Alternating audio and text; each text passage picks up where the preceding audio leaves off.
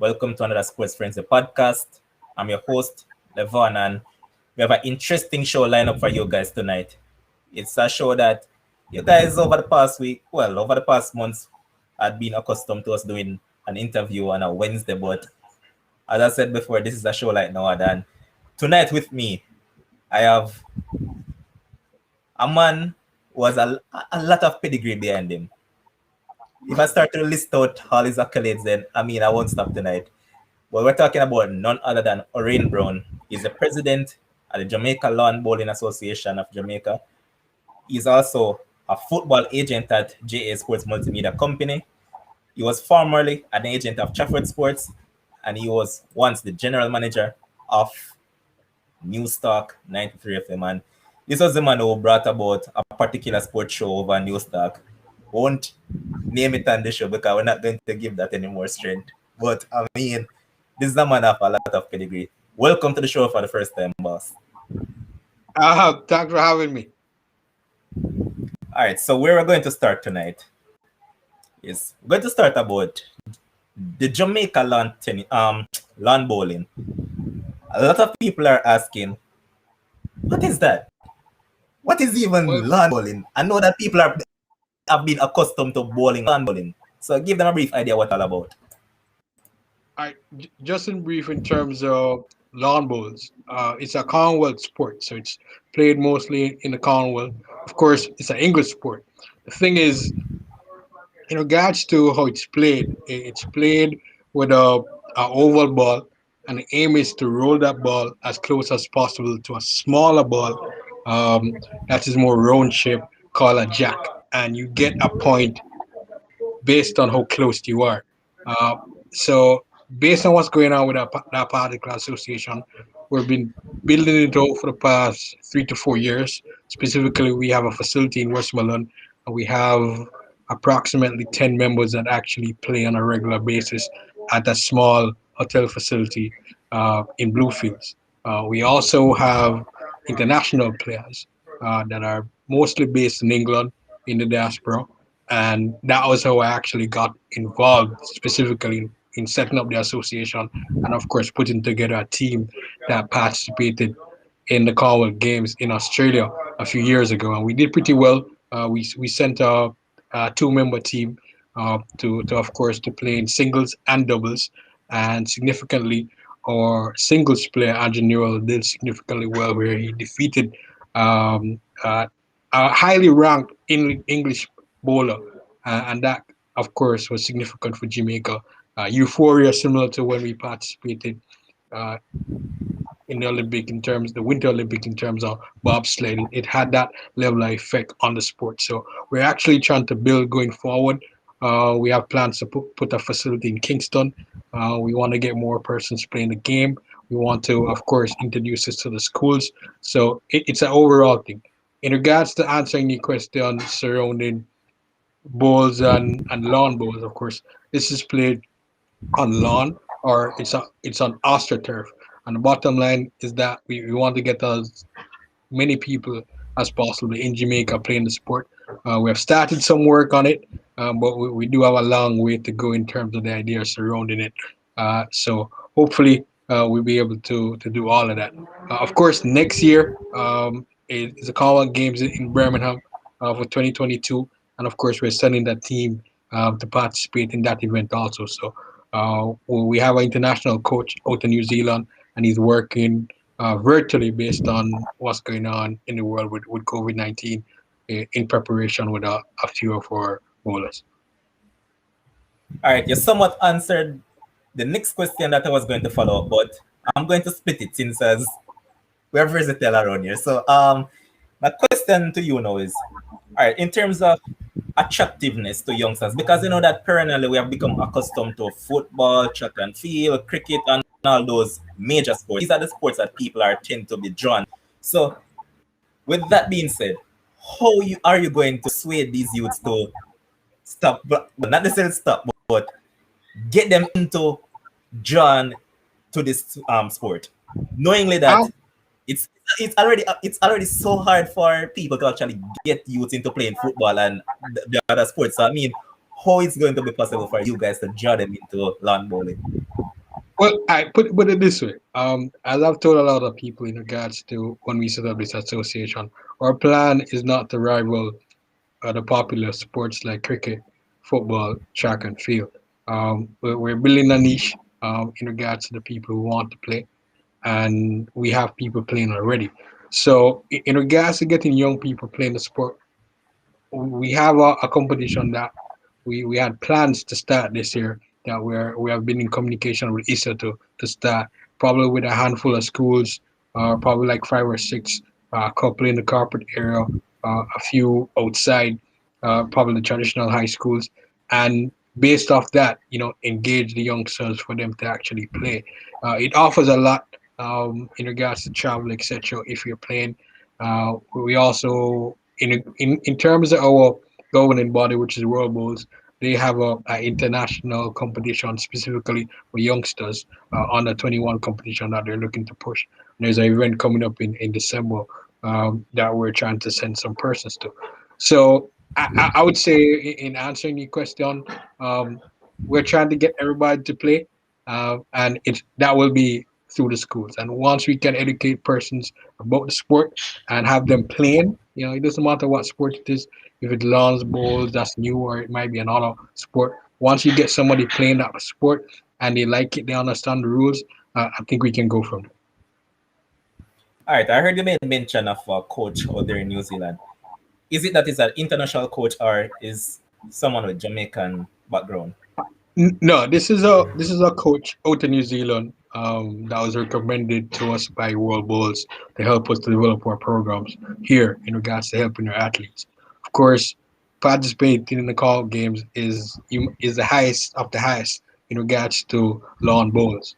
And so we need a lot of technical and tactical training to help our bowlers to be competitive against the bowlers that will go up against from New Zealand, Australia, England, etc. Of course, based on a few of our bowlers being in the diaspora, we've been very competitive with those guys. But of course, uh, in terms of tactics, he's helping us, and I think we need that if we're gonna move the sport forward in terms of being competitive on the world scene. All right, so say for instance, a man like me, right, in Yeah, my mid 20s and want to join. Are there grounds for a person like me to join in, or is there an yeah. age limit as to who Not, actually not, enroll into this? there's no age limit. Of course, generally you have a lot of older people playing the sport generally all across the world. Of course, the push from our governing bodies to get youngsters to play, from our association also is to get youngsters to play. So we have some plans to roll the sport a bit more out to the general public and have persons who have an interest to actually play.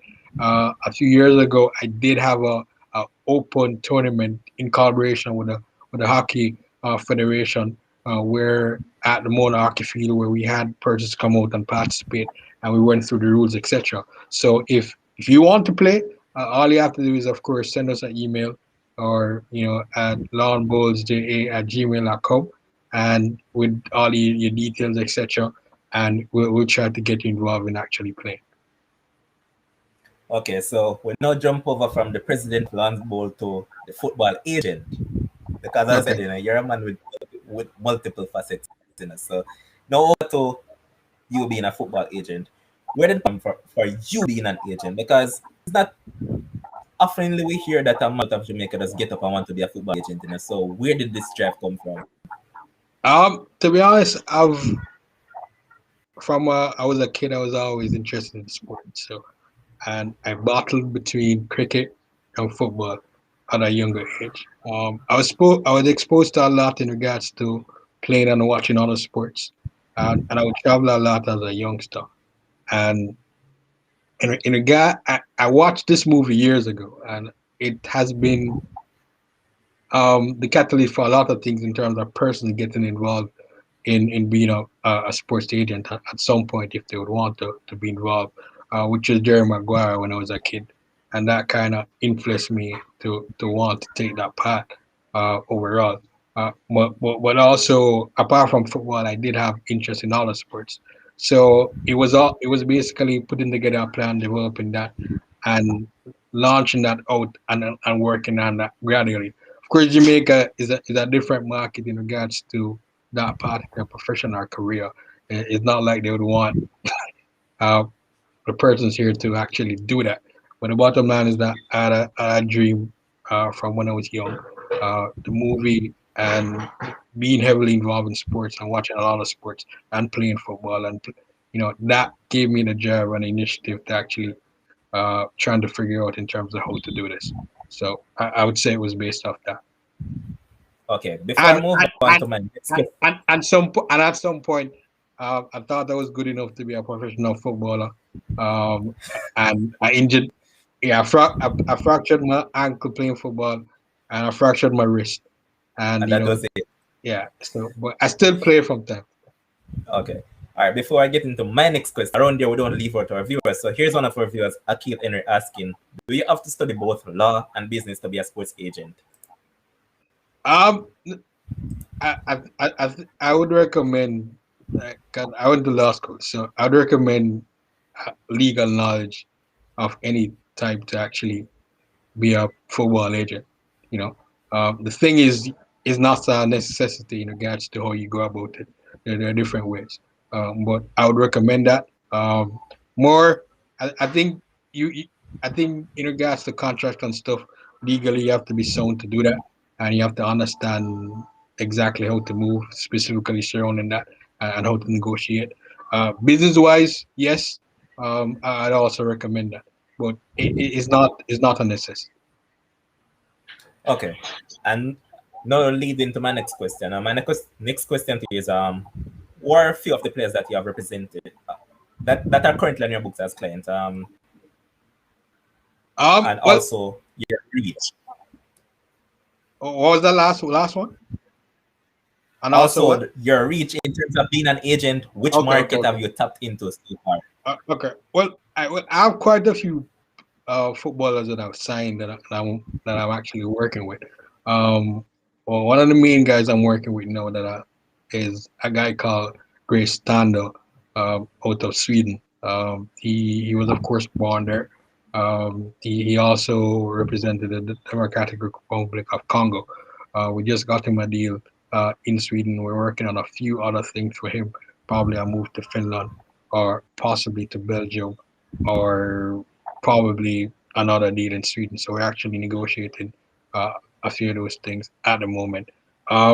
In term, I have other clients. I just signed a young attacking midfielder with the Trinidad called Gary Griffith. He's a pretty interesting guy. There's a new kid, Michael McFarlane. He's like 17. He's Jamaican. He was born in America. He's Jamaican, uh, and he wants to somewhat represent the Reggae Boys.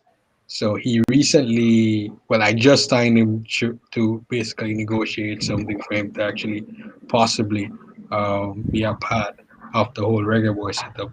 I don't know. I say I just sent out the email before I came on here. So, but he's been in the Barcelona Academy in Arizona for the past couple of years, and he in the summer he'll be going to somewhere. He'll be going to Spain to see exactly what he can actually do on the professional side. Long list in regards to footballers I've worked with, Jamaican wise. Well, I represent Al Nesbitt. I don't know if you might know him, but he plays Yeah, locally. man. I've done work for Rowan Richards. I've done work for Alex Marshall. I had a deal for him to go to San Antonio. USL decided to go to Canada. They did some work for Tariq McGee at some point. He decided to go to Belgium. Um, um, I work with a lot of I players. saw you also presented Rashan Mackison. That was one of Oh Kingston yeah, College. so I do represent Rashawn. Yeah, we got him a trial to Tulsa recently, That is and, USL as well. yeah, that's the USL, and we're working on some other things. Hopefully, we're looking for something to happen this summer for him uh, in the USL. So let's see. We're still in negotiations surrounding that with a few teams there. So we'll see how that works. But there are options for him either in Europe or in the United States. So that's something I'm working on actively, along with a lot of other things. So like I like a lot of times I have to go back and look in my list in terms of what I need to do for the day in regards to a particular football that I'm working on. But it's quite a few people. I have another youngster out of Egypt that I'm working with called Amir Nazir. The scouting report on him is that he's the next Mo Salah, but as I said, we're still, you know, we're still trying to see exactly what can happen for him in regards to a career path. But it's quite a lot of people. All right. So you being an agent, how difficult No, it is to deal with before this? yeah, I didn't answer the other question. In terms of my reach, my reach is pretty global. Connected United States, MLS, USL, and of course whatever leagues that they have there. In Europe, Norway, Sweden, Finland, Denmark, England, Asia also. So I, there's nowhere that I'm not connected that I can move players to. But in So regards to moving a player, you it, mentioned it, something it, important today. it all depends on if there's interest or not. But go ahead. What's in the other question? Sorry.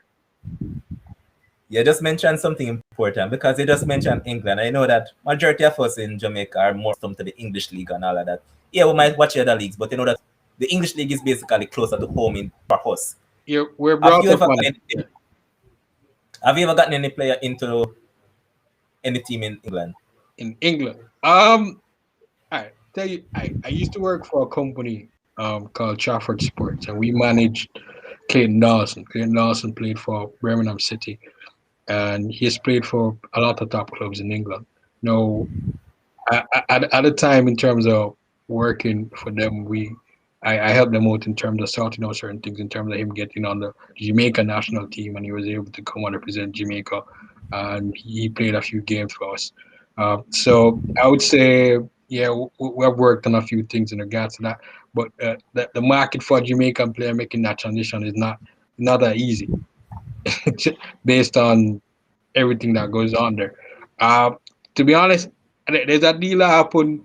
There was a deal that was on the cards recently, probably like what 8 months ago, where Everton was interested in a Jamaican player.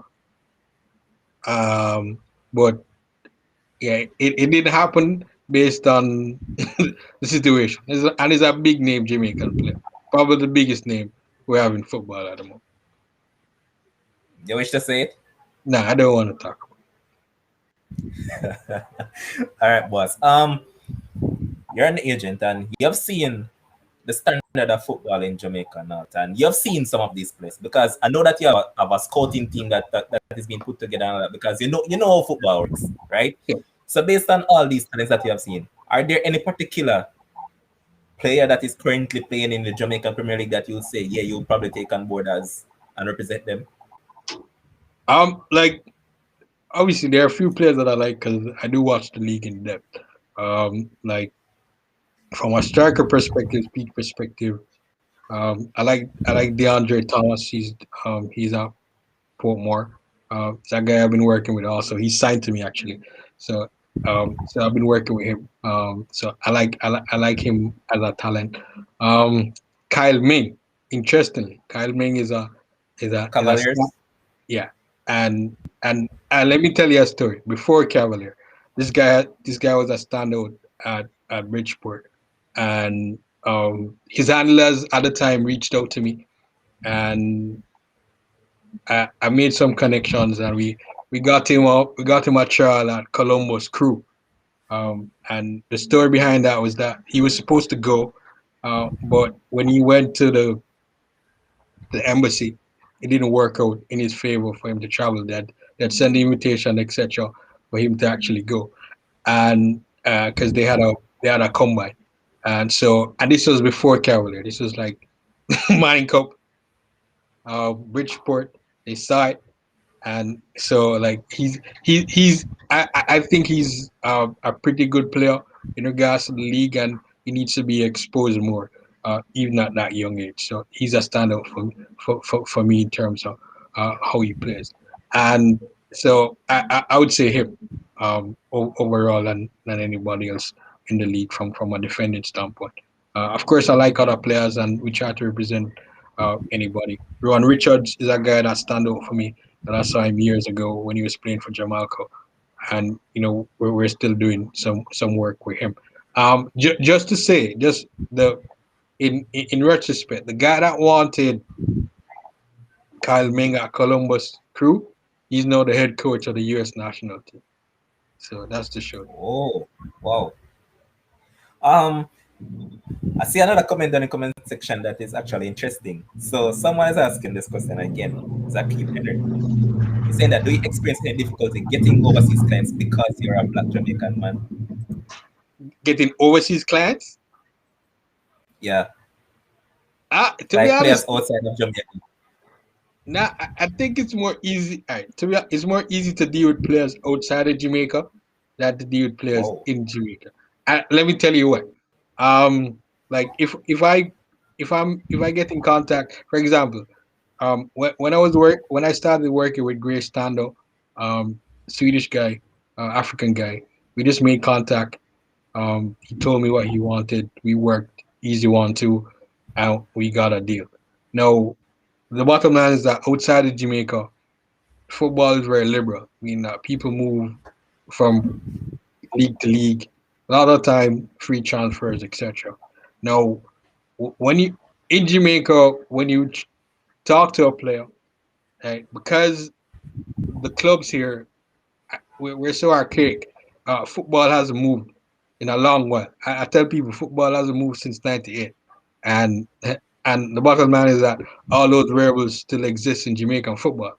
So when you spot a talent and then you try to move that talent out, you have the local clubs getting involved, and then you probably have the federation getting involved to try to get a piece of something that probably which is valuable, but realistically in terms of what they would want for it is is not that valuable. Yeah, because if you look at it, look all around the world, yeah, you have top leagues that are all around the world. In every country, football has developed to a certain point where they're paying them good amount of money to play in their league, whether it's United States or whether it's in Europe. So for a Jamaican player that they're gonna charge these high fees for, they can get somebody within the European Union. They can get somebody from the United States, with that same level of quality.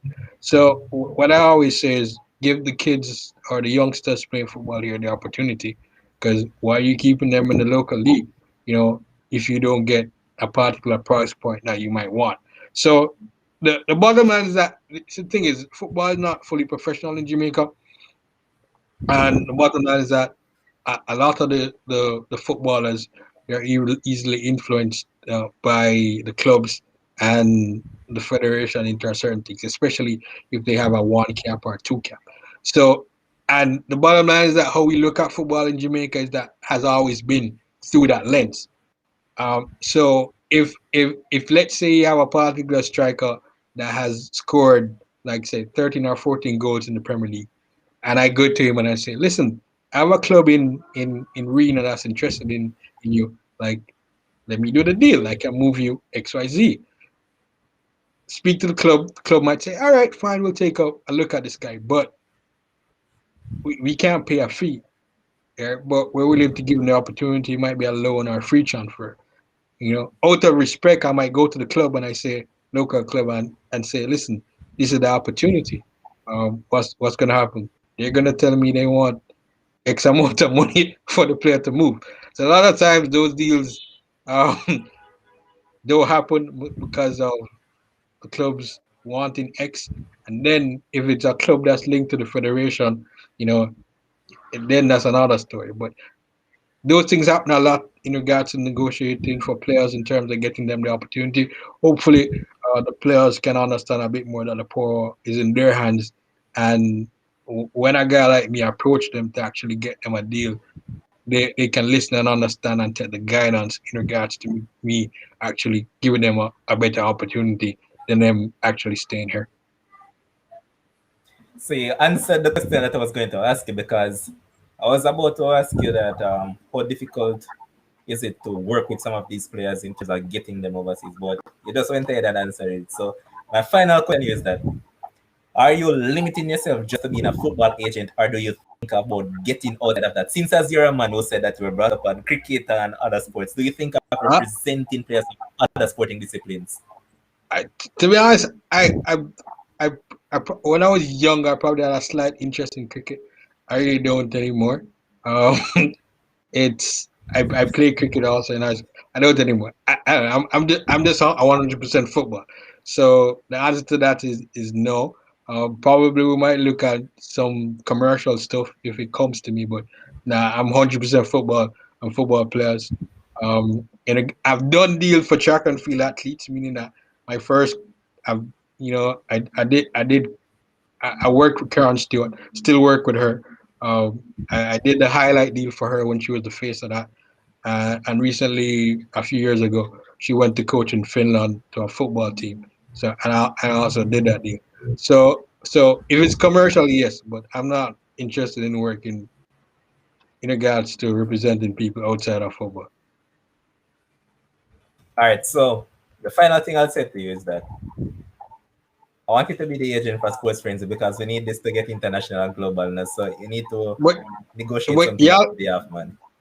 y'all already international and global, man. Once y'all line here on the internet, it's the world is It's watching. not it's The not world as is global watching. as what it to be, man. So you can replace man and send it across to some other places that it's not, man. Since as you have reached over in Finland, Denmark, and Sweden, that's the type of link we're talking about.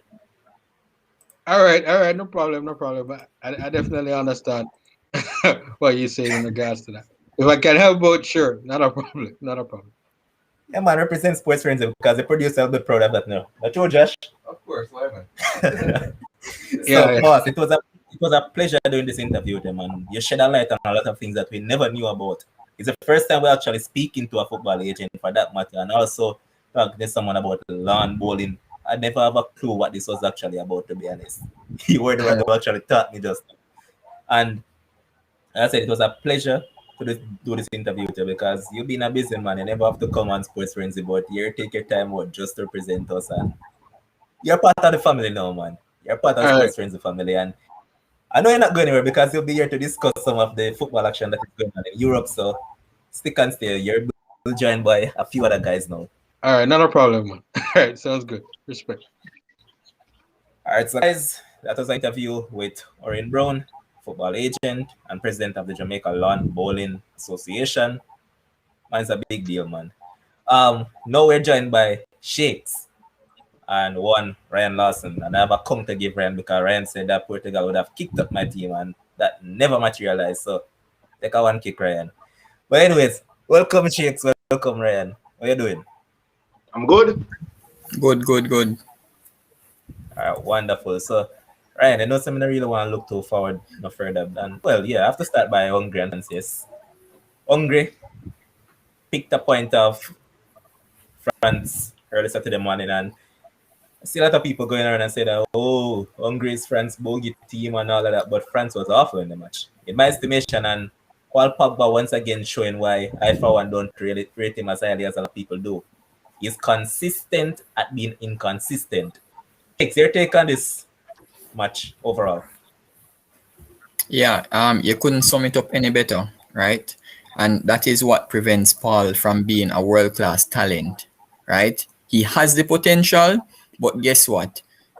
If you score 90 in a test today, score 40 tomorrow, score 80 the next day, and score 50 or 60 the other day, it means that you're inconsistent, right? And inconsistency has never been the order of the day when we're evaluating a talent in world football. So I don't see why we make exceptions to suit many players nowadays, right? But for me, you basically alluded to France being horrible, but you know that I believe credit must go to Hungary because they just played with a lot of energy, right? They're playing at their home ground. The stadium is jam packed, as you can see. Um, at home in Budapest, they have the most persons in attendance. and the crowd is totally behind them. It happened for the Portugal game, just that in the end Portugal got those 3 goals. But over the course of the match, Hungary for me was pretty decent. Yeah, France they fell off a bit from the first game, but I would give Hungary a little more credit than you are giving right now. No, and it's not a case as if I'm not giving them any credit. I'm just saying that based on how France, you actually expect France to, they were a little down below that. But as you said, it could be a case where Hungary was so good that they stopped them from what they expected that they would have done.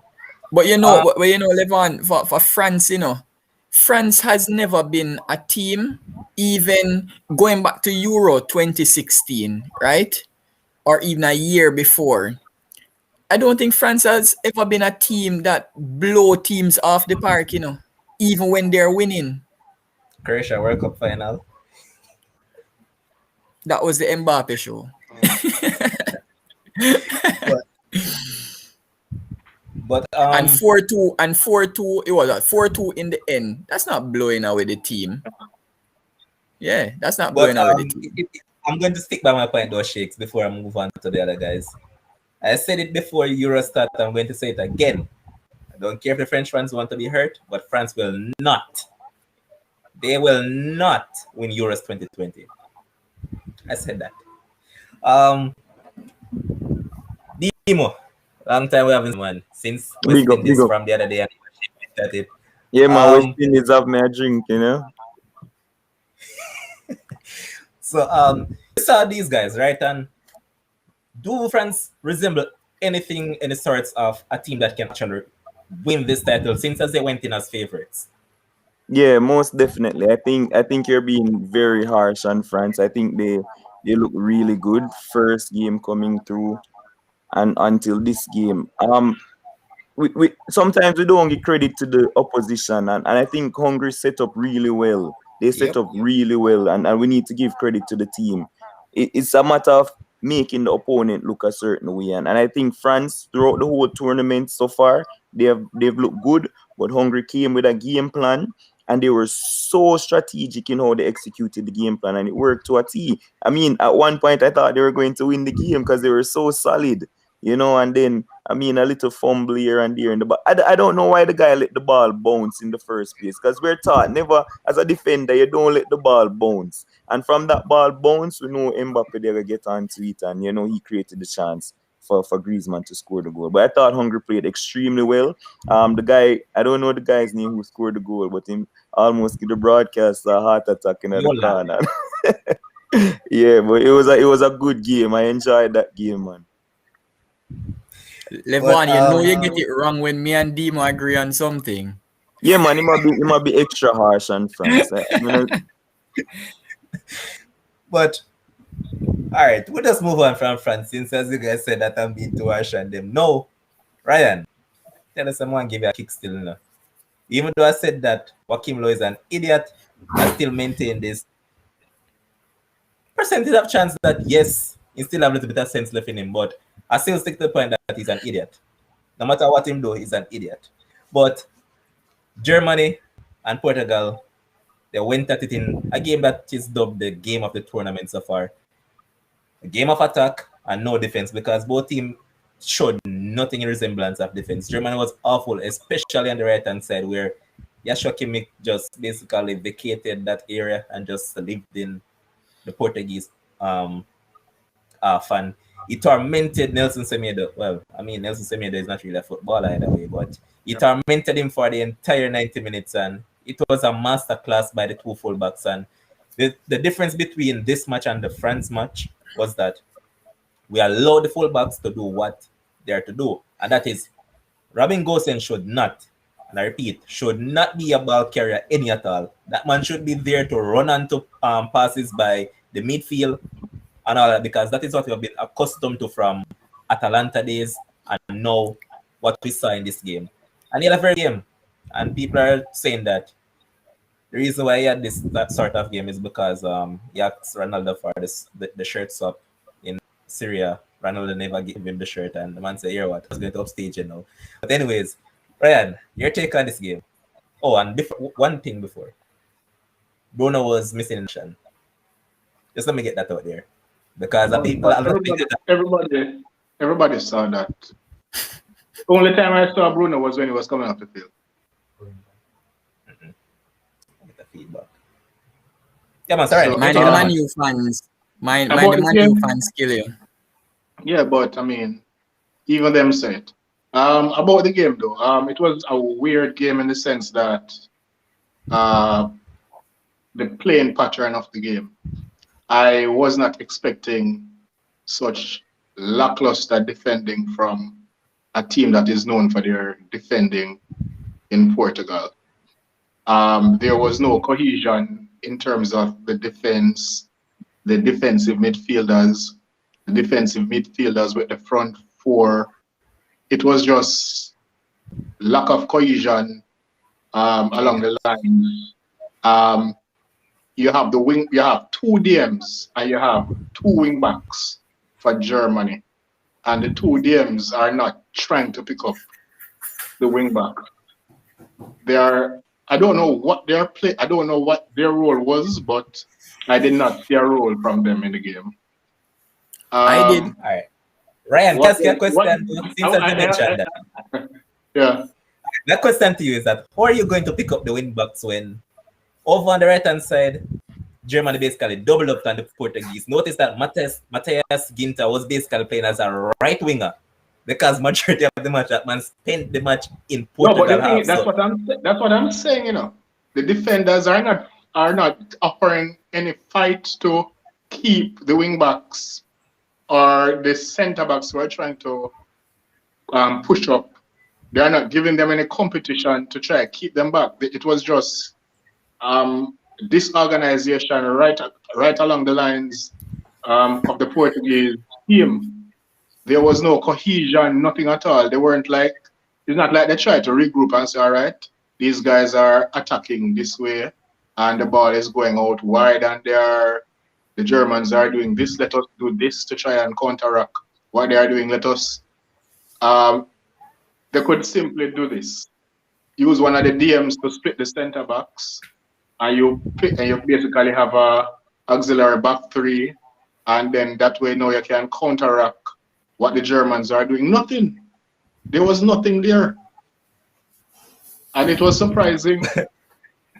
Santos, who all of us say is very defensive minded, how did he miss out on being on organizing a defense when it was needed to be done? All right, Ryan. The thing though is that if you look at it keenly, you see this Portuguese backline.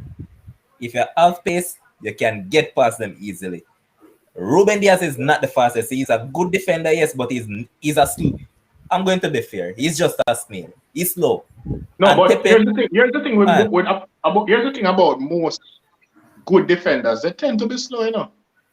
If we really look at the defenders over the years up to now who are typically we can go back from Laurent Blanc days come up. They have always been slow defenders. You normally But find they one always, or two defenders. but the difference is that they always You have normally find someone one or two defenders who are beside fast, them. but huh? Right. The difference is that they always have someone quicker beside them to cover for them. For instance, with Liverpool, when Van Dijk was playing out of this world, you had Joe Gomez there to cover because Joe Gomez is quicker. So I mean, if you look at it, you always have But someone. look at Man City this season. Stones is not fast. Yeah, but Brian, you just No, alluded to they what- don't need Stones to be fast because they keep the ball. Not that alone, Shakes. What Ryan is not No, but- actually realizing is that the same point that Ryan just made, right? About one of the DM dropping back into centre back. When City attack, Fernandinho plays as an auxiliary centre back. If you look at us, There you go. There you go. they So that's what I'm saying to you. Defenders don't necessarily have to be fast because you have normally they pick up in such a way where they try not to get too tight and get turned. So they basically have a starting position on attackers when they are being attacked. Look look at Kyle Walker with recovery pace. Kyle Walker will go up, get beaten, and then have the recovery pace to get back because he knows he can get back. Oh, A defender who is not fast won't do that because once he's turned, that's the end of it for him. So he basically jockeys and get into a position where he can have a head start on the attacker who might want to go left, right, or run at him or whatever it is. I play defense, so I kind of have an idea what I'm talking about. Because you're slow. You try play No, I'm defense. not. I'm not. I was quicker back in the days, but age now, so. Yeah. But Ryan, I won't take you serious because Bobby killed you already, man. Huh? Bobby Simpson killed you already, man. So we're not going No, to we're take you as a playing serious the same defender. side, so I don't know how that. When we kill me, I would have been the same. Just joking, your man. But Demo, you also Yeah. saw the game. You always saw the comparison with Diaz and your boy Van Dijk. No. Don't do it on the show yet tonight. Don't. Listen to me. There is a Ruben Diaz conversation to be had, and the world is not ready for it yet. Stop this comparison with compare Ruben Diaz to people like Soyanchu and them, man. They don't call the man name with Van Dijk, boss. Stop it, brother. And I'm not going to have that discussion, please. Boy, listen to I my agree with you again. Demo, I don't care about what you want to say, but listen to my question. You saw the comparison that has always been going around and all of that. But all right, on a serious note, you look at it, seeing, and you said that you expect a level of control from your main centre back because, yeah, as I said, Pepe is way down there. So I'm not looking at Pepe as a big centre back right now. Other people still living in the past because I man even look at me that day and tell me say Kaelin is still world class. So I mean, anyways, you expect that a man like him to actually step up and try to organize that defense, or is that case where because Pepe is the more experienced of the two, Pepe just give the orders? Yeah. So for me, Pepe will always be the senior man in the team, and he's the one who's supposed. I don't see Ruben Diaz as no leader. I don't know if it's the Man City hype, get everybody saying that he's this leader, and he's not no leader for me, boss. Man City are a great team, and they're going to win games. He has good games like any other defender in the world. He's not no leader for me. So Pepe is the man. I thought they would actually use Jose Font because he had an amazing season. I thought he would be the one playing in defense. But hey, they use him, and for me, Diaz was just all over the place. And I mean, it was an attacking game, and I mean they scored against the run of play because they were being dominated until they scored against the run of play, and the game just opened up from there. I don't know if the goals, like 2 own goals out of the 4 for Germany. I know you want to give Havertz too, but I think they gave it as a own goal. It was such an open game, and for most of the time, I know Cristiano Ronaldo's impact is undeniable, but for most of the time, it's like the man can just go missing for so long, and then he just pops up with a goal, and the greatest player in the world and stuff like that. But sometimes you have other people. You have other people there, man. What name Atletico? No, man, not Jota. Joao Felix. Joao Felix. Yes, how Felix can start in this team, I don't know. Like, I don't know. Heard he has a knock or something like that. Oh, he has a knock. Okay, that's right. But let us be fair here because Ryan and I said it on the previous podcast. Felix doesn't want no start in this side. Felix has been awful for Atletico. If you're talking about giving players chance to start, then you're going to have to talk about Andre Silva. That is the man that should actually start. It was a travesty to bring on Silva with 7 minutes to go and you're behind by 2 goals. Yeah, exactly. When I saw Silva coming on, I was like, why are you bringing him on now?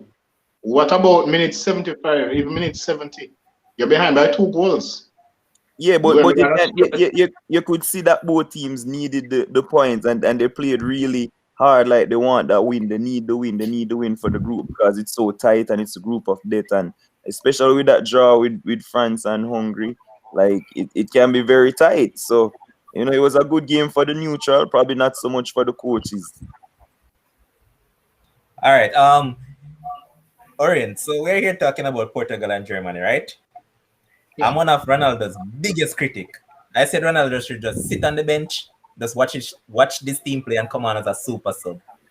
Um, a man like you that has watched, I'm sure that you have seen this guy over and over and all of that. Do you think he's actually taking away from this Portuguese team, or is actually playing his part?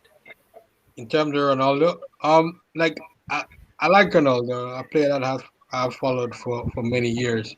Thing is, he's a star of the team and has been for some years, and he's carried Portugal to where they are now. I would give him, in terms of him playing, I would give him that opportunity. I understand the point that you're making in terms of a super sub and having an impact on the game, but in terms of him playing and being out there for as long as he can be, I would say give him that opportunity. In terms of he's a great player. He's a good goal scorer. The bottom line is that you always want that on your team. Facts, facts, facts. I agree somewhat, but still should be on the bench. Can I say something? Can I say something?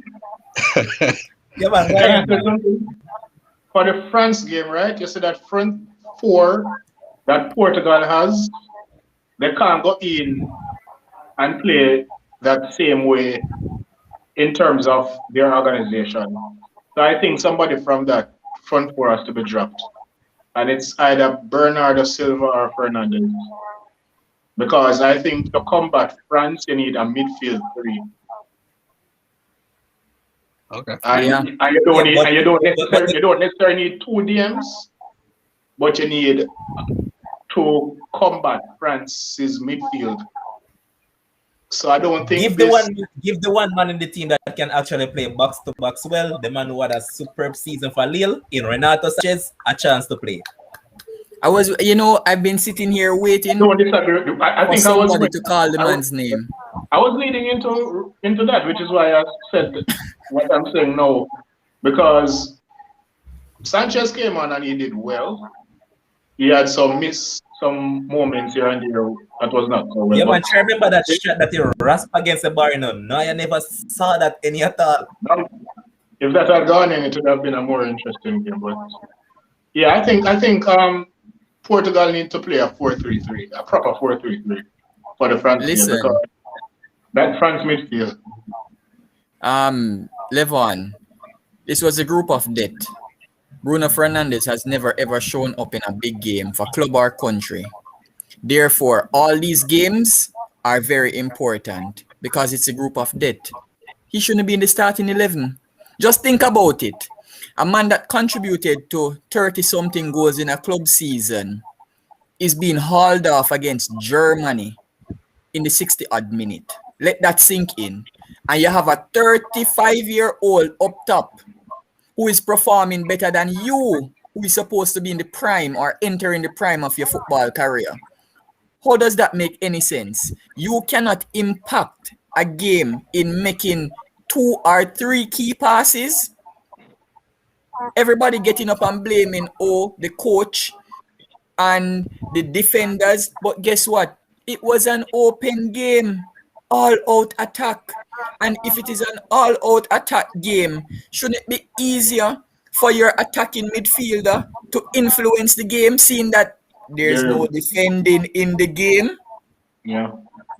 Simple logic. Right. But guess what? Shakes, can I say one thing though? Yeah. I personally don't care about Bruno and play for Portugal, Yeah, man, I know. don't care. And I know. But and I'm Levon, absolutely. you No, can't analyze it like that. the referee had more touches of the football than Bruno Yeah. Fernandes. Yeah.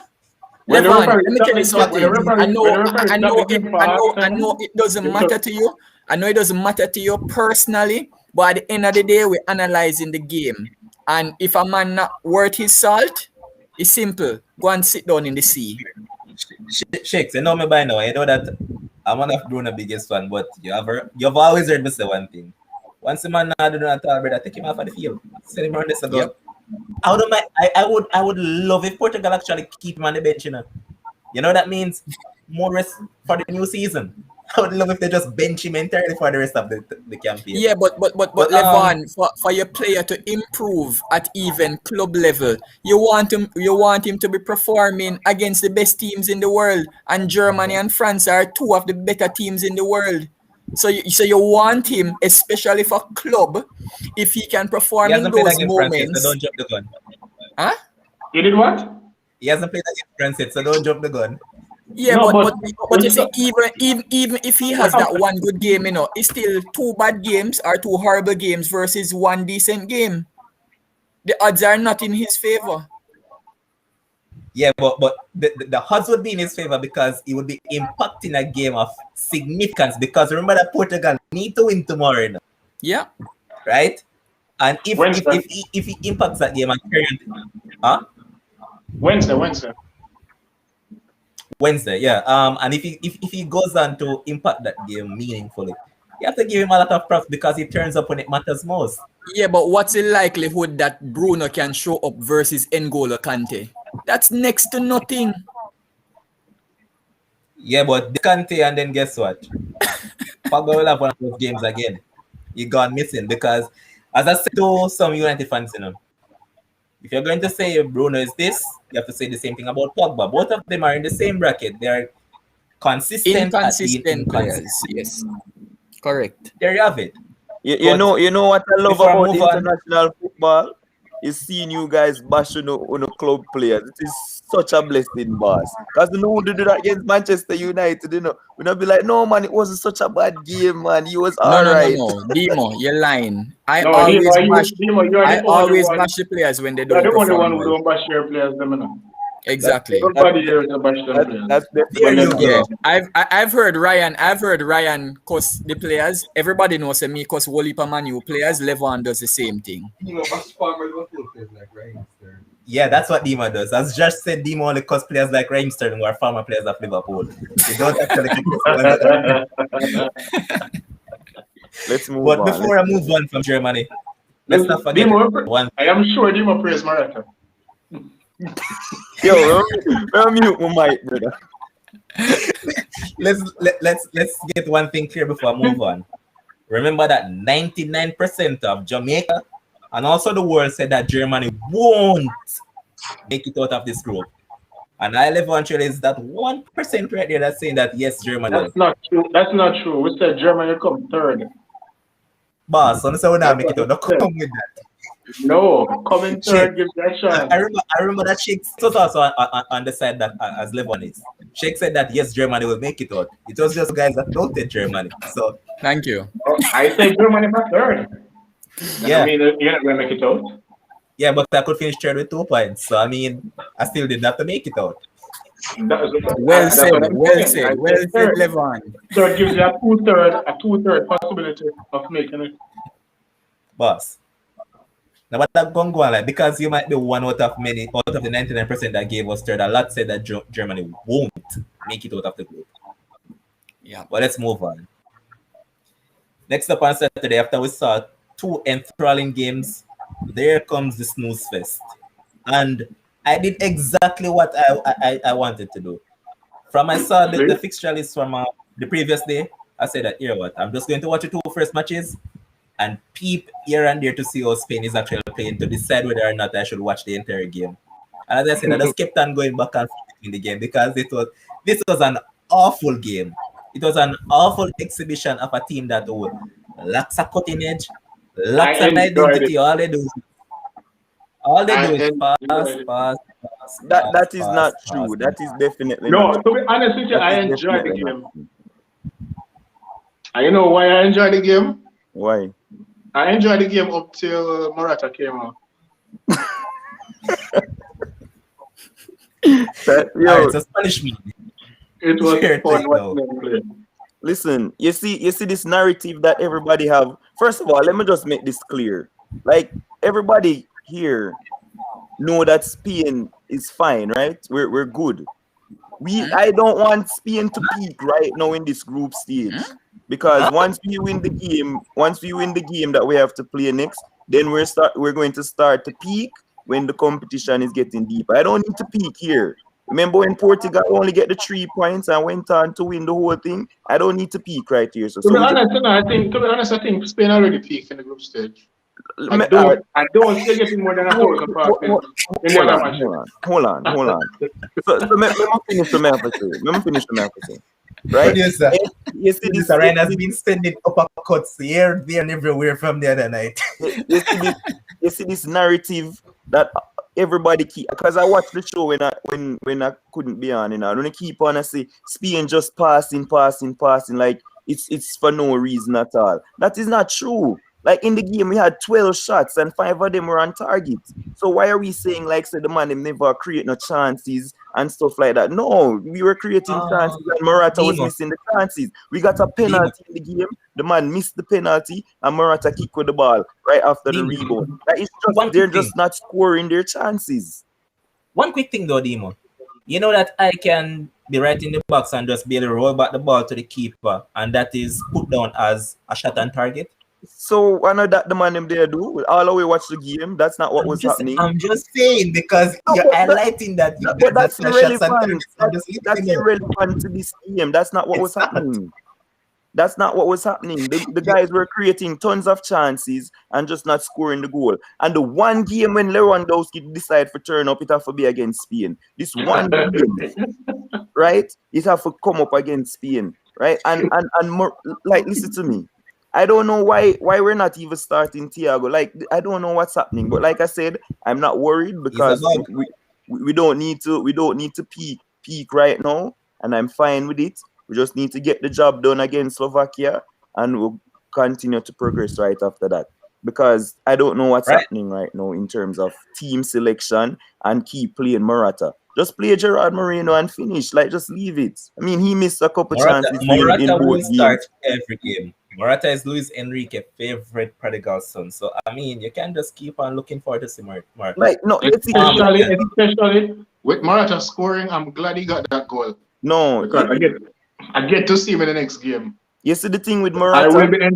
will be entertained in the next game. You see, once Morata start missing chances, the man is just like a energy player. You see, him confidence player. Once the man start miss chances, he just start affect every part of him game. Him can't control the ball no more. Him now make runs properly. Like him just miss every single thing after I miss an early chance. You know, other players will just shake it off and go again. For him, it just goes downhill from there once he missed the first chance. Right? And I thought the goal was offside. No, I honestly thought it was offside that he scored. Him look like his foot was behind, but he was leaning ahead. I'm gonna say, geez, some peas look there. But you know what? I think Spain will be fine, and like I said, we're the elected champions, and we'll be right at the top when the competition ends. I sarcastically agree with you. Next up, yesterday we saw the Italians taking on Wales, and as I said to someone, no matter who Italy put out there, they could have even start one of their goalkeepers as a forward. Before you go It's in a momentum in sports. before you go in further, just to finish off the Spain point, according to Demo, Spain is going to win the Euros with a negative goal difference. Because I don't know where the goal is coming What? from. I mean, you don't know where the goals come from. You're going to win with a Morata negative just goal. scored. Morata just scored Ryan, a goal. can you, Ryan, for a minute, could you stop just dishing out so much uppercuts, boss? Because you have been Anyway, let's move nothing on. but Italy, people from the other boss. I don't want you to get in that point. Italy. Okay.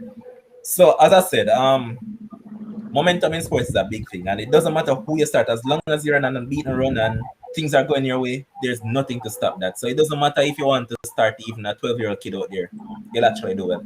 And this is what the Italians have going for them. They have now gone 30 matches unbeaten, 1,000 plus minutes without conceding a goal. I mean, wow, isn't that impressive? But Orin, you've seen this team, and a lot of people are counting them as the champions right now based on what they have seen thus far. And I mean, they have done well, and they even have a stylish manager because the manager is bringing off his personality on this team and all of that. So you've seen them, and with the group stages now concluded, and they now have a daunting task come Saturday to take on an Austrian side that made it through today, and we'll soon get to the Austrians. But going forward, do you think this Italian team possess all the required tools to go on to claim this title? Italy. I Yeah. don't know. The thing is, in terms of the Euros and big competitions, you always have to give uh, Italy their due in terms of what they've done over the years. No, this particular Italian team is not what they normally expect. But if you're an Italian fan, I guess you'll be hopeful that something can happen in regards to what they have out there. But I wouldn't say I'm. Uh, I would be like, okay, Italy um, will be European champions. Well said, because we All right, know boss. who will be the champions. You know who? Spain.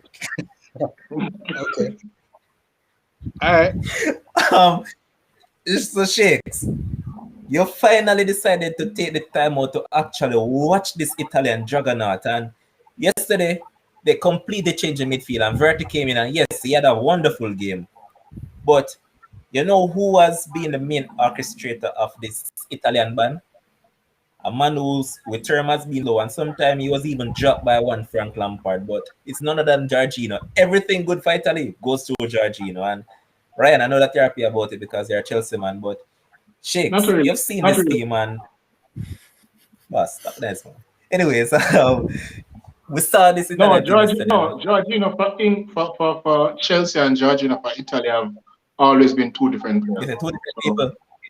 Oh, so it's just like Pogba for United and Pogba for pretty much. France. There's nothing to get my blood. Um, not boiling, but nothing to get me happy about really. Okay.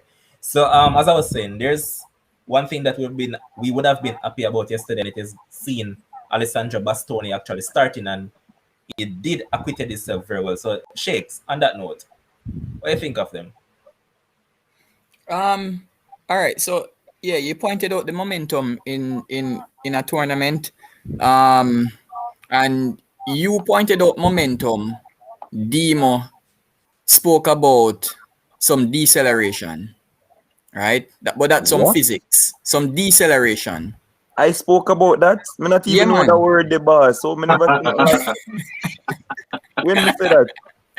It's all right. Shakes, That was layman terms. Give him it in layman I said terms. Spain is not peaking right now. yeah, man. So they're decelerating. All right, me not get it. The All right, opposite never of mind. accelerating. It's all right. Exactly. Obviously, you never do physics. All right.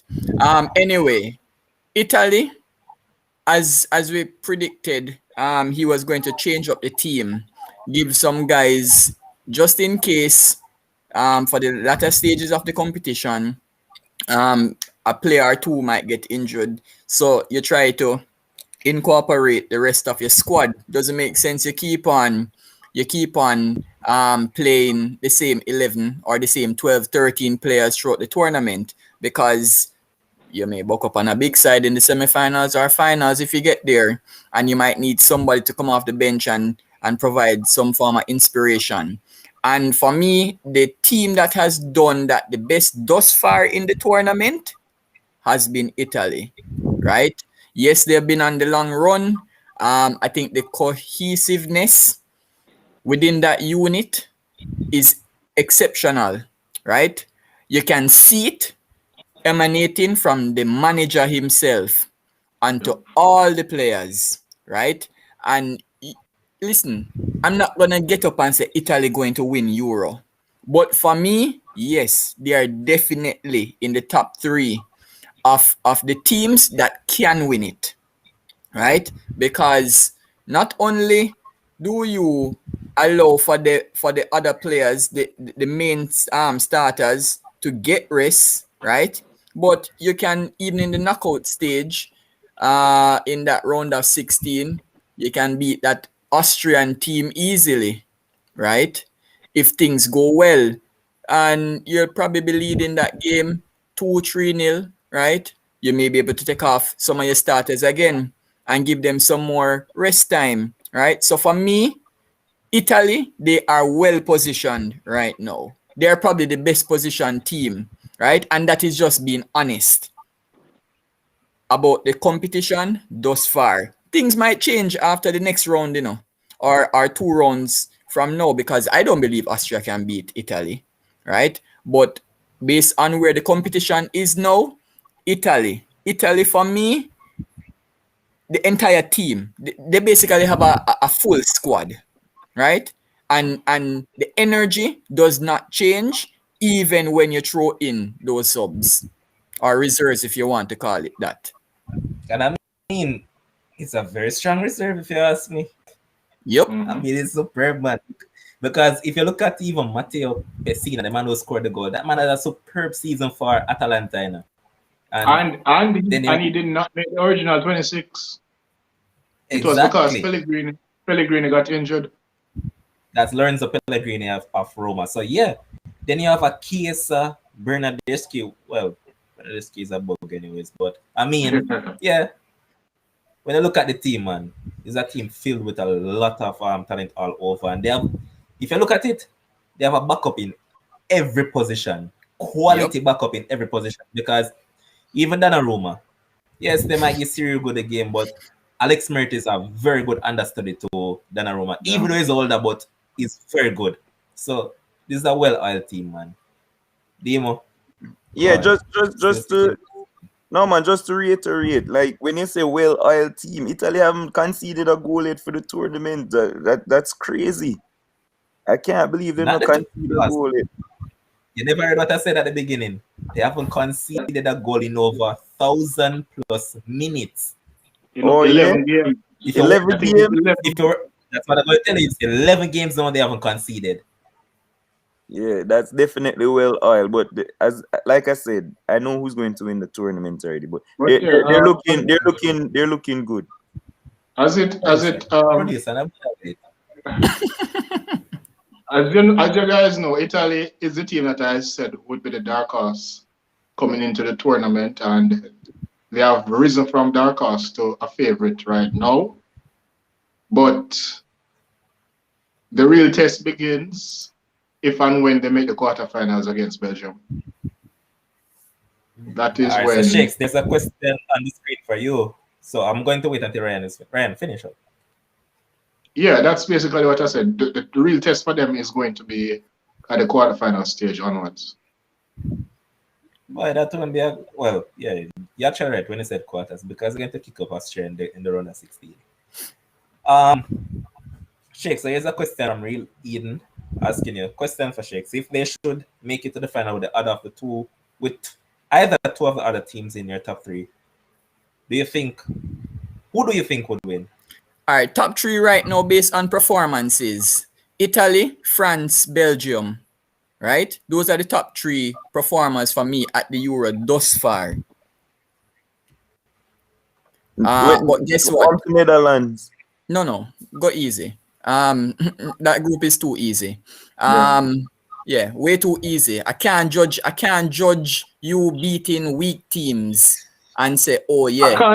I agree with Shakes. I can't take you seriously if you had such a bad run coming in and they three easy team I win. Exactly. So, right? I don't trust that.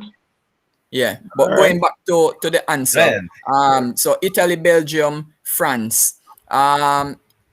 Even for that possibility of the Belgium Italy matchup, listen, Quarters. If you guys watch, both of them will actually meet in the quarters if both of them win their respective round of 16.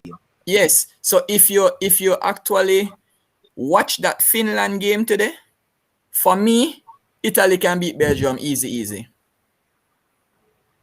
With that type of energy that they play with, they can beat that Belgium team, right? I agree. I agree, but I won't say easy.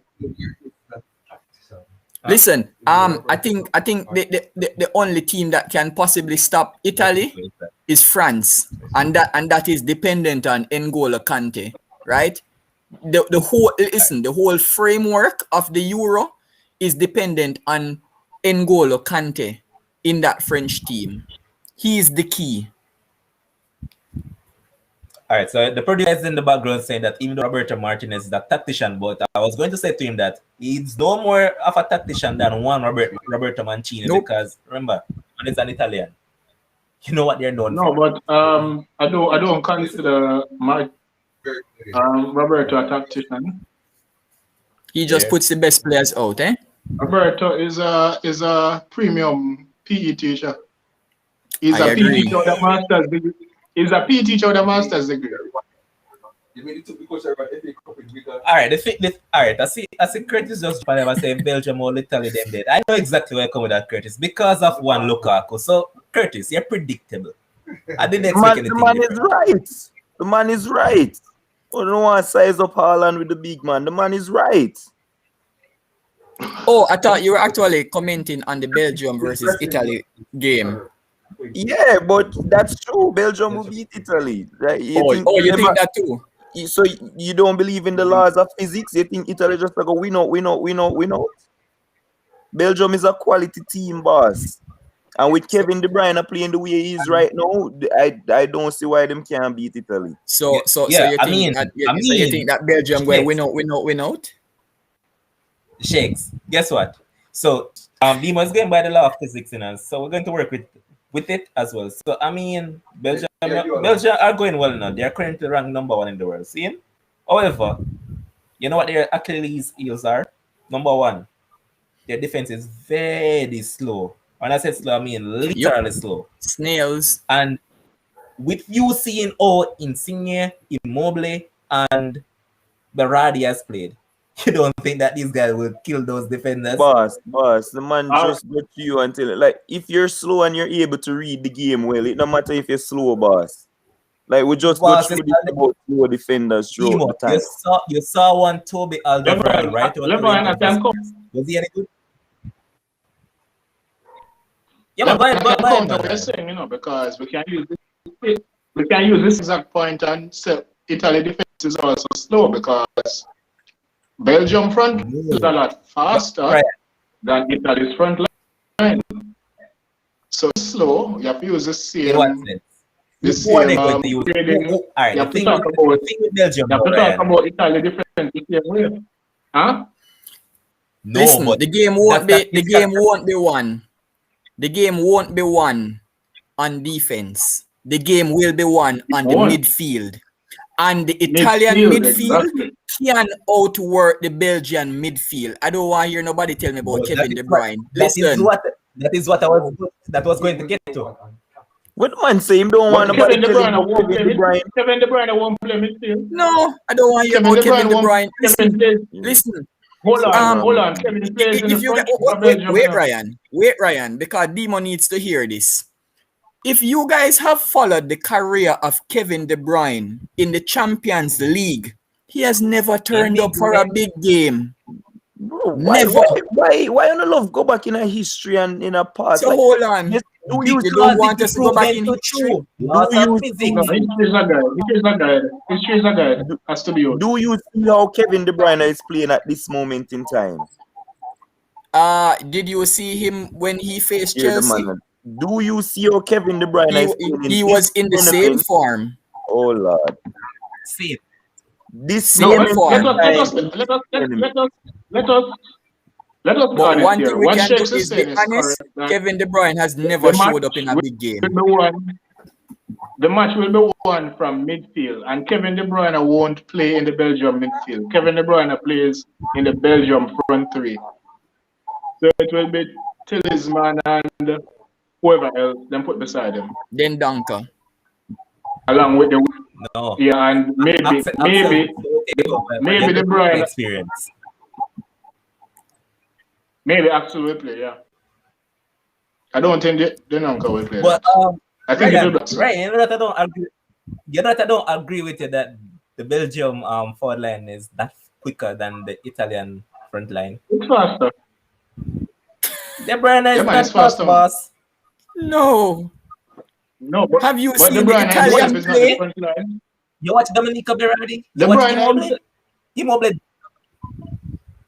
Listen, Ryan, remember the first night you came on and you were raving about Italy, and I told you that I'm not going to rave about them. I'm going to watch them and see what they do for the rest of the games, right?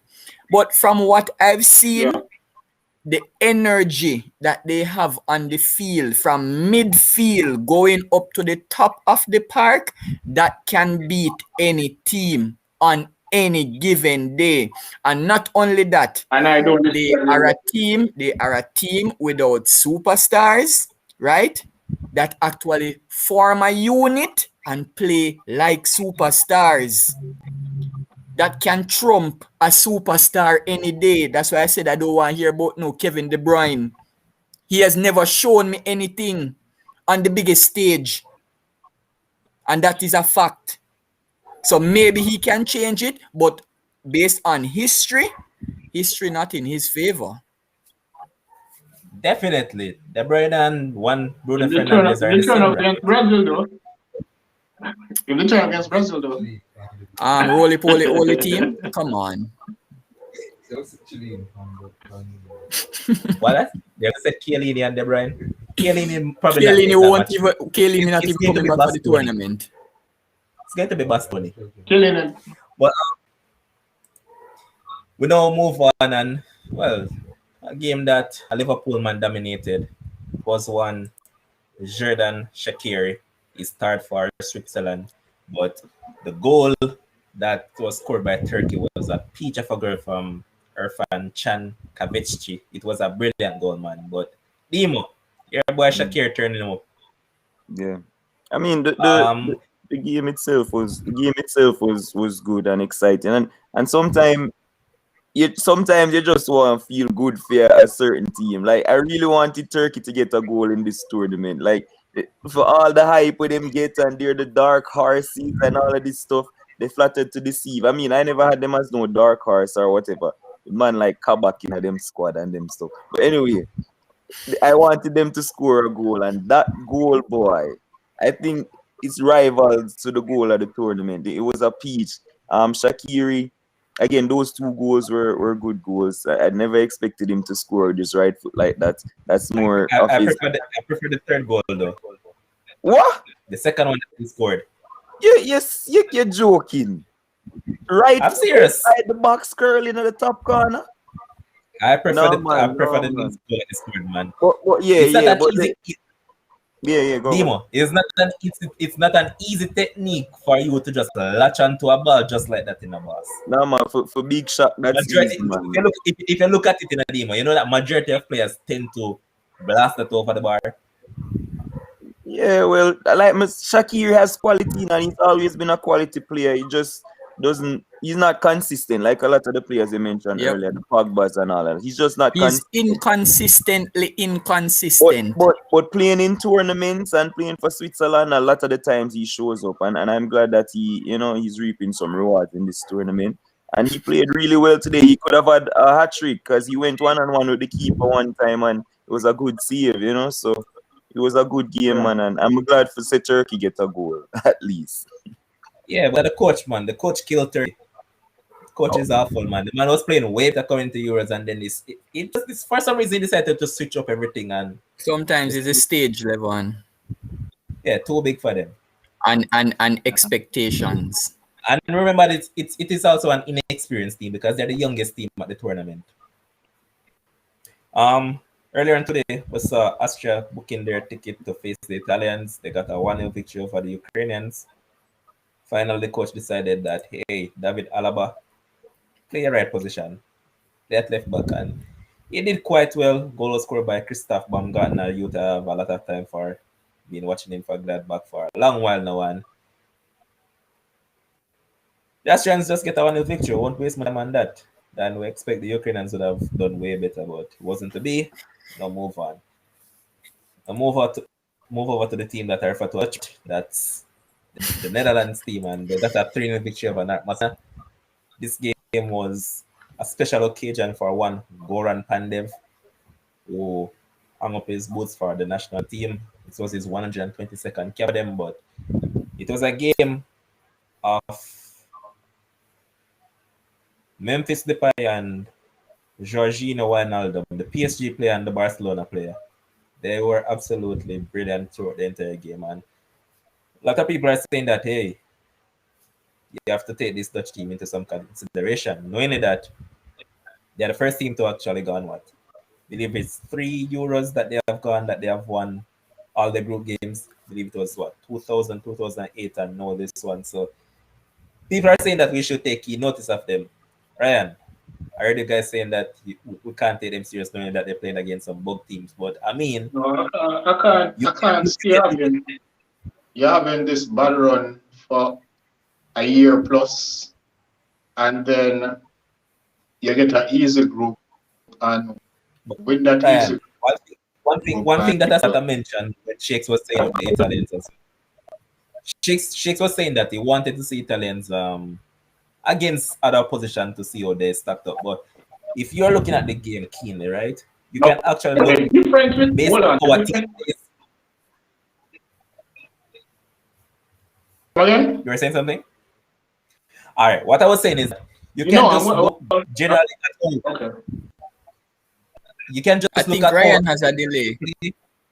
Yeah, it seems to have a delay. But what I'm saying is that if you look based on how the Dutch team play, right, you can analyze it and look at how other teams stack up, and you could say, okay, based on how they play, I think they could possibly do this or they could possibly do that. You can use that as a leeway to say yes.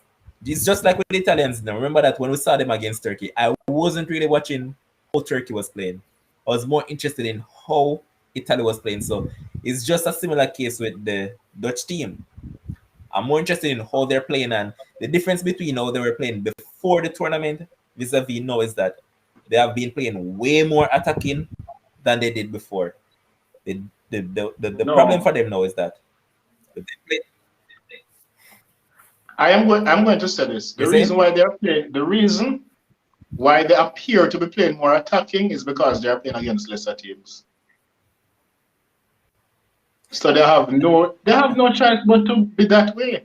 They are not playing strong. They are not playing stronger teams or teams equal to them. So until I see them against stronger opponents, then I will reserve my judgment in terms of seeing them going much further. Because Italy, where Italy is concerned, we saw them having 2+ good years in terms of a consistent run before the tournament began. Where the Dutch are concerned, we saw them having a year and odd of struggles coming into the Instability. tour. Yes, coming into the tournament, change of formation, this and that. The players say them don't like the formation and all kind of something. And then they get an easy group and walk the group. And I must look at them as a contender. No, I need to see you now Of course. against better teams to see if you really have turned a corner. Maybe you're up on the West Indies corner. I don't know. So I need to see if you actually turn a real corner. Oh, why did you do that, Ryan? Why? But Ryan, how can you not give a team that has scored the most goals at Euros any attention whatsoever? I mean, yeah, they have scored the most, but they have missed just about the same amount. But you have to give them some thought, man. Well, I hear Silero from saying that the Dutch philosophy has changed a little coming into this tournament. The aim is to start on the left in attack and finish on the right and vice versa. That's some first-hand information. And this is coming from a coach. okay. But if you look at it keenly, it's kind of obvious to the eye team because you notice how highly Denzel Dumfries has been for the Dutch this tournament, and you could possibly say that he has been their best player. And he's And if you playing look at the Palace guy. What's his name again? Where is the Chelsea? Van Aanholt. Van Aanholt. Yeah. so, yeah, that can be proven. But Ryan, you need to give them a little bit of respect. And the next time, No, I will give them that respect when Muslim reach like quarterfinals or something. and the next time, All right, Shakes on this thing and saying, "Oh, Wijnaldum a run up and down like a headless chicken." And they need to tell the man for quiet sometimes, because I don't know what the man was on here talking about. That Wijnaldum is a number 10 baller. running up and down like a headless chicken and all this nonsense. This man need to stop it, brother. And they need to stop him sometimes. Demo, hold on. Is likes you want? No, Which but we said it though. We said No, Wijnaldum plays different. no. It was said shit. That's Yesterday, Wijnaldum. yesterday Hold on, I man. played Listen, it for listen now. We It's not pointed Shakes out that said it. Wijnaldum played different for club than country. It was said. Oh, no, not Shakes, Bowen, Mr. not Shakes. My God, yo, you must stop it, you know. That's why I ask you if it's likes you want. Because I Sorry, know sorry. that I've never said anything My- like Oh, that. I My remember it was you. Bones, I I just mean. don't remember who said it. Bones, Bones, not It was Bones who said it. my But Oh, bad. Divo, Dimo. you're wrong. You know why? I actually, Ryan, I said it to Bones that the man that he sees in a Liverpool jersey and in a club jersey, he's a far way different player in a Dutch jersey. He different doesn't play the position. same role. No, He plays but attacking. Messi, you don't need to stop him, brother. Mute him, Mike, when he must say them stuff. You don't make him finish, For brother. what reason? For what reason? Every man should get across their point. You know, That is, sound good on the even ear. if it's foolishness. Nah, man, sometimes you have to add Could have the believed factor when to the I show. hear Bones, where are you? Bones, where are you? Bones gonna play a game, man. Big up the genius still. Earlier today also we saw Denmark getting a 3-1 victory over Russia. And they did this one for one Christian Eriksen. I expected them to make it up the group now because 4-1 victory, I mean, I said it to the producer of this one that I expect them to make it, knowingly that Belgium would have been Finland. All they needed to just do their job. And so said so done, and they put 4 past them, and one Pierre-Emile Højbjerg had a good game for them, although he deserved some beating because he was the one who missed the penalty in one of those games that could have seen them gotten something out of it. First game. Yeah, the game that Finland beat them 1-0. Mikkel Damsgaard, that youngster from Sampdoria, who has come into the team as the replacement for Eriksen. He has done wonders for himself. He became the youngest goal scorer at a Euros tournament, and hats off to him. Now they're into the round of 16. Let's just see how they move on from here. And Can't leave that without Christian's goal, boss. Christian's goal was a scorcher, brother. Yeah, that was a brilliant goal. Wow. it was, Look at Christian. Look at Christiansen scoring goals. And don't hate Ryan. Last but not least, we saw the Belgians getting a 2-0 victory over the Finnish team. And it was a game that Lukaku had put the ball into the back of the net and they actually ruled it out, in which I think it was unfair because I think it was a genuine goal. I never saw any. All right, put it this way. It was yesterday onside that Morata got. Lukaku was offside by the amount of margin that Morata was onside. I hear. Yes, straight up here. We can't work. Must be a here. Okay. We saw them getting a 2-0 victory and they ended the group with a perfect result, and we'll just see how they look in the round of 16, and if they make it past the round of 16, they have a clash with the Italians if they also make it through. Tomorrow now, we'll see two games. First up, Croatia and Scotland vying for a position. Will they actually get through? Shakes, your prediction. I just want the scoreline. Scotland, Croatia. That's gonna be a draw. Yeah, 1-1. Let's point out that this game will be played in Scotland. 1-1. Ryan. Same scoreline. Yeah, I'm going Scotland 2-1. They'll do it for Billy Gilmore. Yeah, man, it's just because Andrew Robertson is the captain and he plays for them. I know you. No, this has nothing to do with Billy Gilmore. I just mentioned he got COVID and they're going to do it for him. Yeah. He's a G, man. Tomorrow we'll also see two teams who have progressed to the round of 16 without kicking a ball, and nothing injured in this match. So I mean, I think you can actually watch this game tomorrow because Southgate won't come saying boring coward tactics because You're really a test Southgate bit. Exactly. They will do good tomorrow, man. Unless they decide to just use Jordan in place of Mason Mount and not Jack Grealish. Because as you all know, Mason Mount and Ben Chilwell are being placed on the quarantine according to them because they came in contact with Billy Gilmore, in which I think it's stupid. Reason being, if the entire Scottish team was around Billy Gilmore right through, dancing and playing and whatever not, and these guys haven't been placed in isolation, why is the need to place these two on it? And I just all think they 26 English players tested negative. Exactly. I just think that England love to overdo things. That's just my thinking. I think so It's like too, they're but When is the most um informed English player going to get onto the field? That's the best question. Jadon Sancho. Correct. maybe when I'm going Man U, No, but Joke. the thing though, Southgate came out and actually tried to explain. It says that when you have such prized assets and they're young, you have to protect them. You can't What? just so they why bring they have him? lots of, he says that they have lots of expectations on their shoulders and they're that young, so you have to protect them. Yeah, man, that's So what why he is said. Mount on the field? I don't understand. Is it the same type of protection? For them.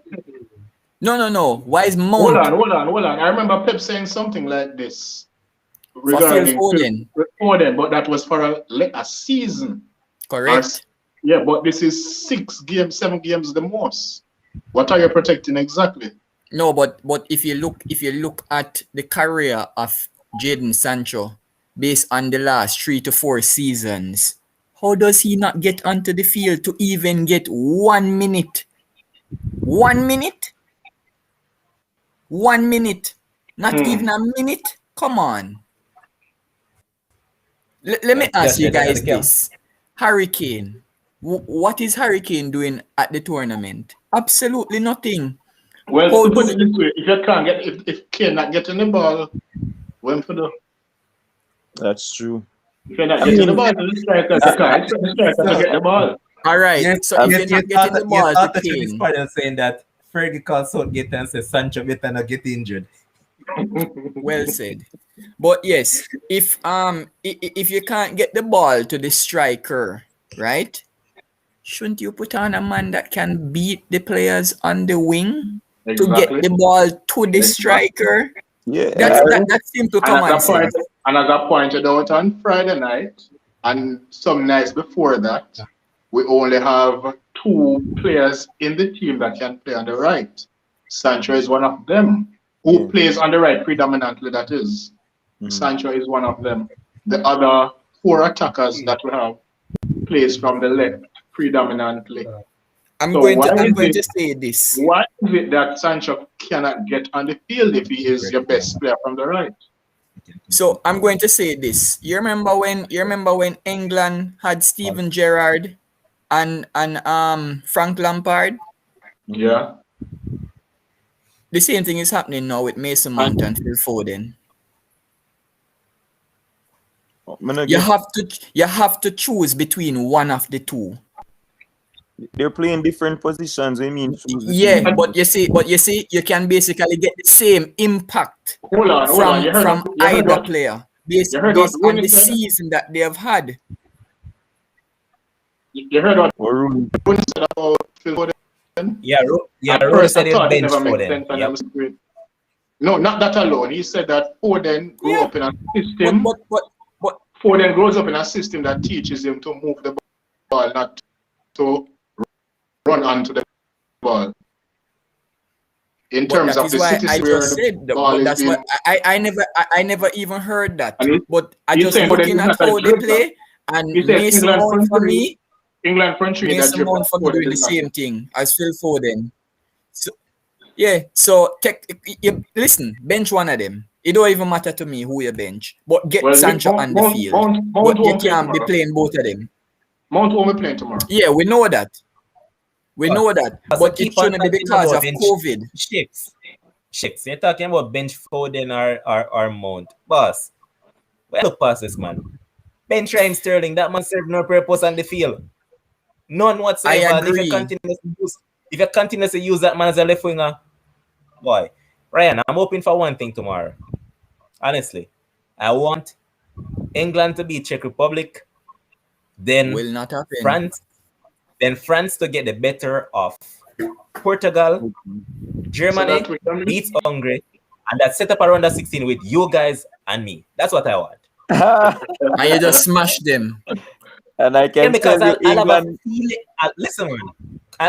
I'll have a field day with Kyle Walker, because I know that man not good none tall, so I'll just kill him all day long. With who? Listen, And if you keep listen, that England team yeah, man, run past him all day long, man. need two changes, right? And see, Akil even said Sancho and Grealish. That's why I was saying I agree with the Sterling point, because for me, I even saw where Rio Ferdinand was saying that this is the Euro, or this is the tournament for Sterling to seize his moment. I was like, what moment? How can that man seize any moment when, based on history, when it comes down to the limelight, the man missed the most chances of anybody. So Ryan, technically, they have two excellent, technically gifted players that have been robbing the bench in Sancho and Grealish. But Ryan asked me a question, and I'm going to answer it. So you ask about what the Germans will go up against. So I have Gosens to kill Walker on that side, and I know that Kieran Trippier will start on the left. So guess what? Joshua Kimmich will smile all day long. So just bring the English command. I'll just let you guys stay home. That is the game. So you might go back trick. Well, England won't play. I don't care what you guys go with. I don't care what you guys go with. But boy, let's just see how this one goes tomorrow. Because as I've said before, Gabe is an idiot. Check going window. That's what all English want. Or draw. But, I just want the scoreline for the rest of the games. Sweden against Poland. Both teams still have an opportunity to qualify. Who are you guys going with? Start with Demo. That's going to be a draw game. 1-1. Sweden and who again? Checks. And Poland. Same. 1-1. Yeah, that sounds like a 1-1. Slovakia against Spain. Starting with Ryan on this one. 1-0 Spain. Chicks. 2-1 Slovakia. And I expect the Spanish man to come and say 2-0. Diva. No, Spain will just do enough to get through 1-0. All right, boss. The more interesting fixtures, because this group is way more interesting than every other group in this tournament, Yeah. And talking about Portugal taking on France at 2 p.m. on Wednesday. Good game to look forward to. Chicks. I'm going to go with a Germany win 3-1. Portugal against France. Well, I think the Germany are the boss. Portugal. Oh no, I thought you were saving that one. No, man, I'm going with it, bud. I'm gonna go with a 2-2 draw in that match. Whoa. I'm going Demo. to Senegal. The Portugal France game. That's definitely not ending nil, Ryan. That's a high scoring draw for me as well. I'm going to Those two teams yeah. playing each other. That's a draw. That's not a high score. That's not a high scoring game. All You're right. not getting a high. I agree with Shakes. I'm going 2-2 Levan. All right, Orin. So we have Portugal and France on Wednesday. What's your scoreline prediction for that one? Portugal, France. I'll go with France 2-1. Okay. Whoa. And last but not least, the Hungary team taking on the Germans. Where's that match been? Where's that match? In Germany, I believe, because it was said that Germany would have all three games in Germany. Oh, So, okay. So you win then. all right. Orin, your scoreline prediction. For the Germany game, I'll give Germany 2-0 over Hungary. Yeah, the game will take place in Germany. Shakes. I already said 3-1 already. Yeah, sticking to it. Then 2-1 Germany. and Demo. Hungary won't score a goal. I'm going 2-0 Germany. Okay, and let me point out one thing before I move on. Germany on 3 points has scored 4 goals. Spain on 2 points. Hold on. 1. You realize what I just Nothing. did? You realize what I just did?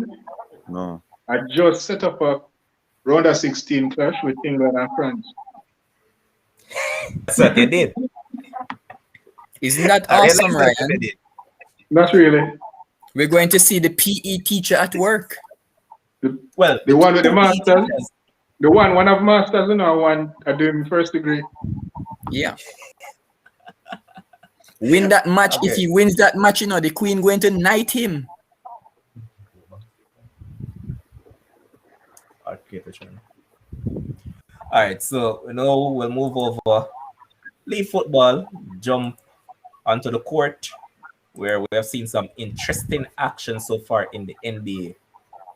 None more important than the preseason favorites, the Brooklyn Nets. Now we'll have to do what a lot of these teams have been doing, and just sit home on your couch and just watch the tournament keep on going on. And also another preseason favorite in Philadelphia 76ers just joined the fort. Well, I mean, how much players are in a basketball court again for one team? Exactly.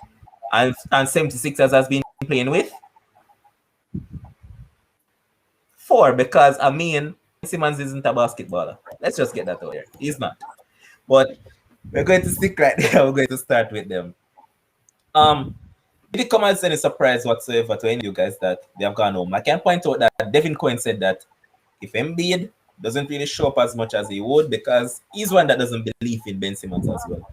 He said that once that doesn't happen, he expect the Atlanta Hawks to go through. I'm going to start with Shakes on this one. Yeah, so it comes as a shock to many persons. Why? Because Philadelphia has been building something for quite some time versus the Atlanta Hawks. They are a relatively new team, right, in terms of the composition of that team. For me, if you have one of the best players in the league on your team, you should be getting past that Atlanta team, right? Let's not go around it. However, I believe Embiid could have done a little bit better. I would give him probably an 8 out of a 10 for the series. But you see, even if you give an 8 out of 10, if you have another man giving negative 8 out of 10, it means you're going to go home. Because guess what? You're right. Basketball does have 5 people on a court.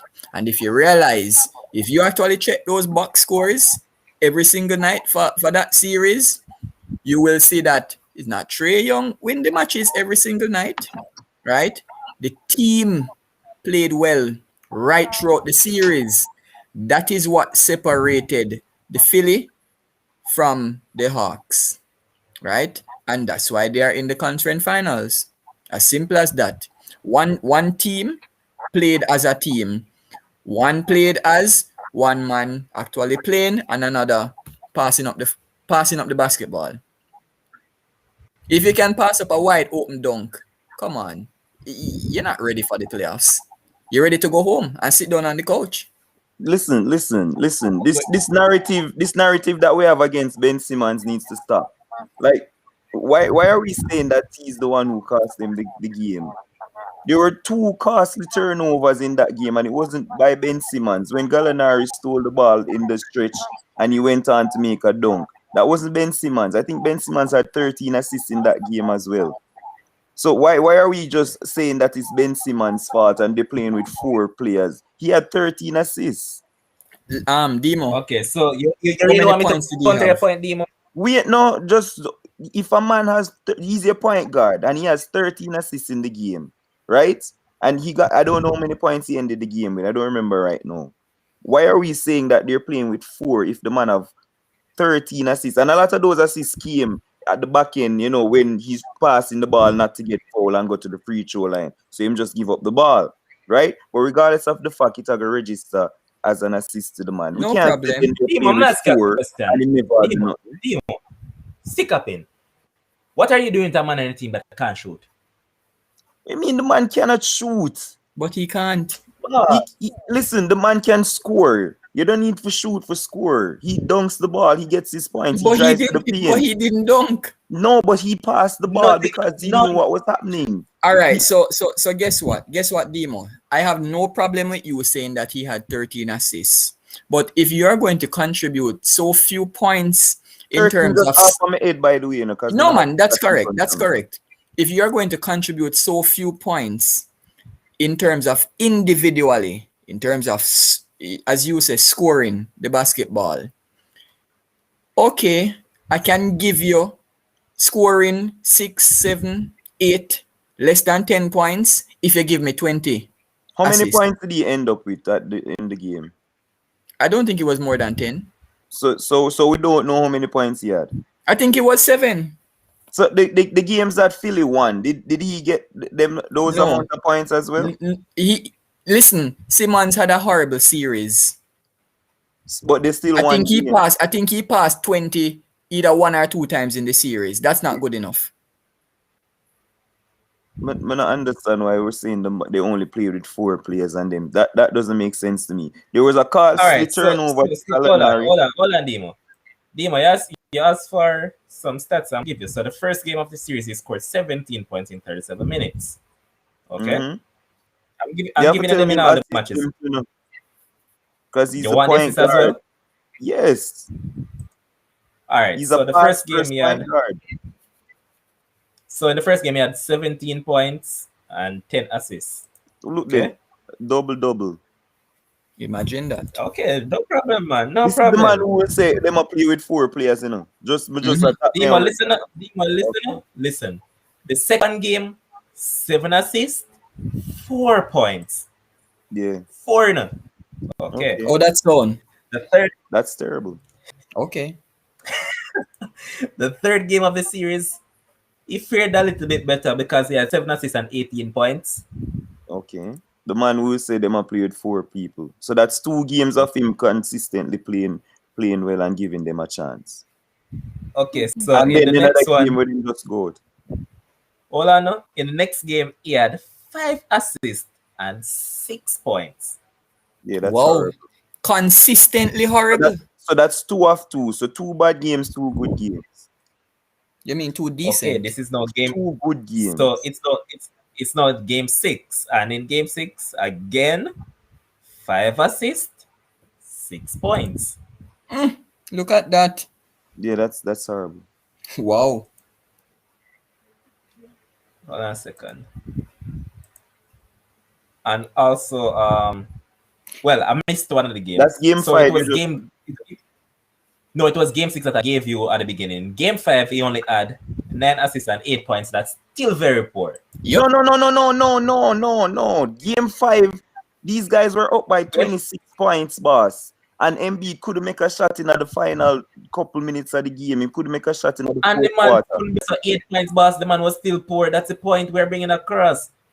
And in the game that it mattered most, Tell him boss, game in the 7. game that it Tell him game 7, Levon. Yeah, tell me That's the what I'm 13. doing. The game that mattered most, the guy had 13 assists and a mere 5 points. Okay. 5. Why couldn't he replicate one of those 18 or 17 points that he gave us in game 2 or game 3 or 4 thereabouts? We're arguing 2 different Ben Simmons things. is an Because awful basketballer. you guys are saying that the guys were playing with 4 players because Ben Simmons is that bad. That is not true. That the man make all defensive. The man make all defensive player of the year this season. Like how can you say that the man is not just them a play with 4 players? Because the regular season is actually a different season from the postseason. We all know that. It wasn't Ben Simmons' fault why they lost the game. It was not Ben Simmons. Trae Young heat up in the last part of the 4th quarter, and once that happened, you can't stop Trae Young. It was a costly turnover to Gallinari. So hold on. So how you bigging up a man as a big all defensive player, but then you're going to say Trae Young heat up? It's there for you to see. So how am I gonna Trae Young can pull up from the logo and shoot the ball, boss? What am I gonna do? Oh, okay. All right. So cool. So once Ben Simmons meets shooter, then it's all over. That's what you're saying. No, because he's also blocked Trae Young shot during this series because he's one of the How many times? point guards. And How many times? He's one of the better point guards at blocking 3-point shots. Because how many times did he block Trae Young? I don't have no stats in front of me, man. I tell you, I watched the games, I see it happen. I wasn't counting 1, 2, 3, 4, 5. Oh, sit there. 1. Boss, like me say, stop blaming one man for the team losing. Doc Rivers should have taken him out of the game. Why blame the coach too? Boss, but if the coach subs the player, Demo, doesn't that indicate that the player is not good enough? What? That doesn't make You any just kill sense. you just Basketball, you no, but rotate you just players kill the old correct. point, What are you Demo. talking Demo. about? You In take a out the basketball, Demo, you just kill hold the on. old point. hold on there, Ben Levon. In a Simmons is a horrible basketball, free throw shooter. The coach have to take him out because they're deliberately hacking him to send him to the line. It's not because he's a horrible basketball player. He's a horrible free throw shooter. They would do it to Greek Freak too because he cannot shoot the free throws. So the coach might pull him out and say, go, because they're going to foul you. Like, what do you mean? You just start watch basketball, boss? I'm actually older than you, Demo. Yeah, but it's not about him being a horrible basketball player, boss. It's because of his free throws. He cannot shoot Did, free did throws. you did you listen this did you from listen to Final any Shot sports show Facts. today, Demo? No, Everybody wants Ben Simmons traded. yeah, There must be a well, reason for that. I don't get my analysis from people, brother. But I never said you did. But I'm just saying, Levon just read out the stats. What is Piney talking about? I'm sure Trey Young had 20 The points and truth. he caught fire in the last two How much minutes did of it the score in game. the fourth quarter? In the fourth Huh? quarter, when he heat up, I don't know how much he got, but he wasn't doing anything in the first 3 quarters. And in Demo, the fourth you know that shooters like Trey Young, the term heating up means that they are dropping high 30s or 40s in a game. oh my gosh. Bro, in the clutch, that is where Trey Young started to heat up. I'm sure he ended up with 20 plus points last night. And I just zoom in a come 21. up the stats with me. 20, just 21 But you know points. that 20 odd points is not impressive, right? Yeah, but he wasn't doing anything in the first 3 quarters. Yeah, when but you know that 20 guess odd points is what? not impressive. Cause guess what? The highest score for the Hawks last night was actually Kevin Huerter with 27. So Exactly. And he had no, but 21. Demo, what I'm getting at, Demo, is that you're saying that Trey Young eating up was like the man was playing an ordinary game. Trey Young wasn't over the top saying at all last night, not even the fourth quarter. Wait, did you watch the game? Of course I saw it. We all not talk right now. It's like we don't watch the game. The man wasn't doing anything in the first 3 quarters. When the game matters most, that's when time the man heat up and get all of those points. I am sure of it. Demo, I just going to ask you one last question. If you were grading Ben Simmons for this series, how much you would give him? Since you say you watch all the games. Probably Out of 10. 6 out of 10. After having 4 bad games, you give him 6 out of 10? 10. Okay, cool. We can It's move on. not as bad as you saying, oh, they were playing with 4 players because No. It's not as bad as me saying, it is as bad as his team want him to trade him right now. That is how bad it is. But we'll move on. This is all down to the coach, brother. But you can't Alright, carry on. Oh, quickly. hold on, Levon. I'm glad he brought that up. Because if you listen to the interview that Doc Rivers gave when they asked about Ben Simmons, the man said him don't know. If you are confident in a player, there's no way you go into a press conference or media briefing and say you don't know what's going to happen next year with the player. Because if you know he has quality, you're going to say, oh, well, we're going to work on solutions to improve his game. He didn't say that. Oh my gosh, bro. Oh Alright, my so gosh. quickly on the Nets. I'm going to be in hurrying on this one.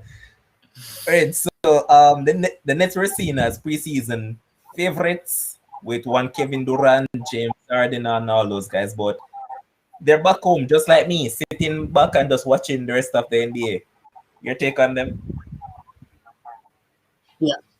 Yeah, I'll definitely touch on this. I just want to say something in regards to that conversation a while ago, in regards to Ben Simmons getting possibly leaving Philly. Now, from my perspective, in terms of how basketball operates, it would not necessarily be up to the coach. Meaning, it would be up to the front office to look at moving him if there's a possibility.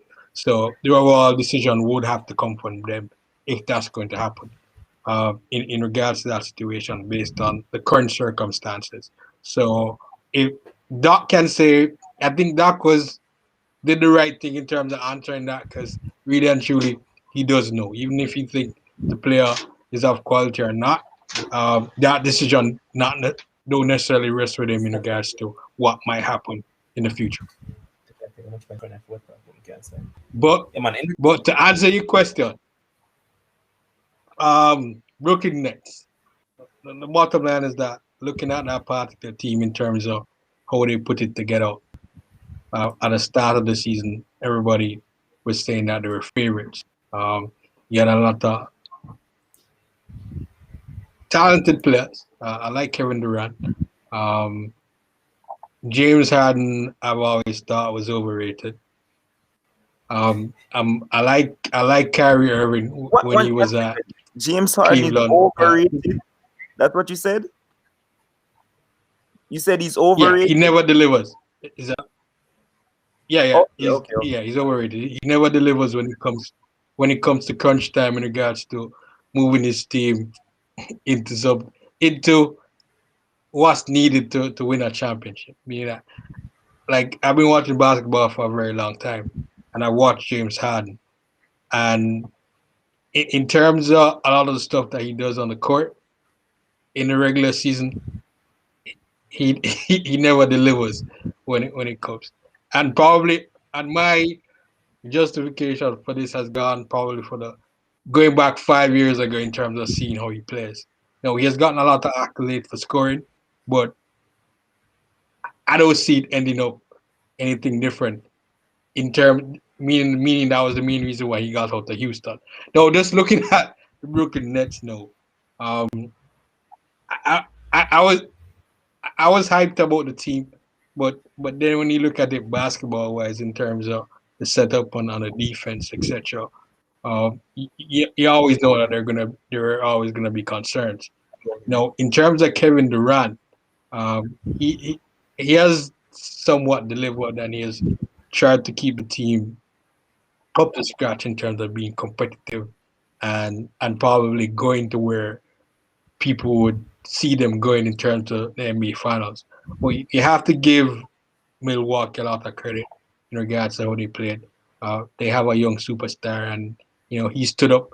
A lot of pundits before this part of the series, or even at the start, were basically giving everything to Brooklyn, that they're the ones coming out of the East based on everything. So I have to give them a lot of credit. Even during the off season, people are saying, "Oh, he needs to go and join another team, etc., etc."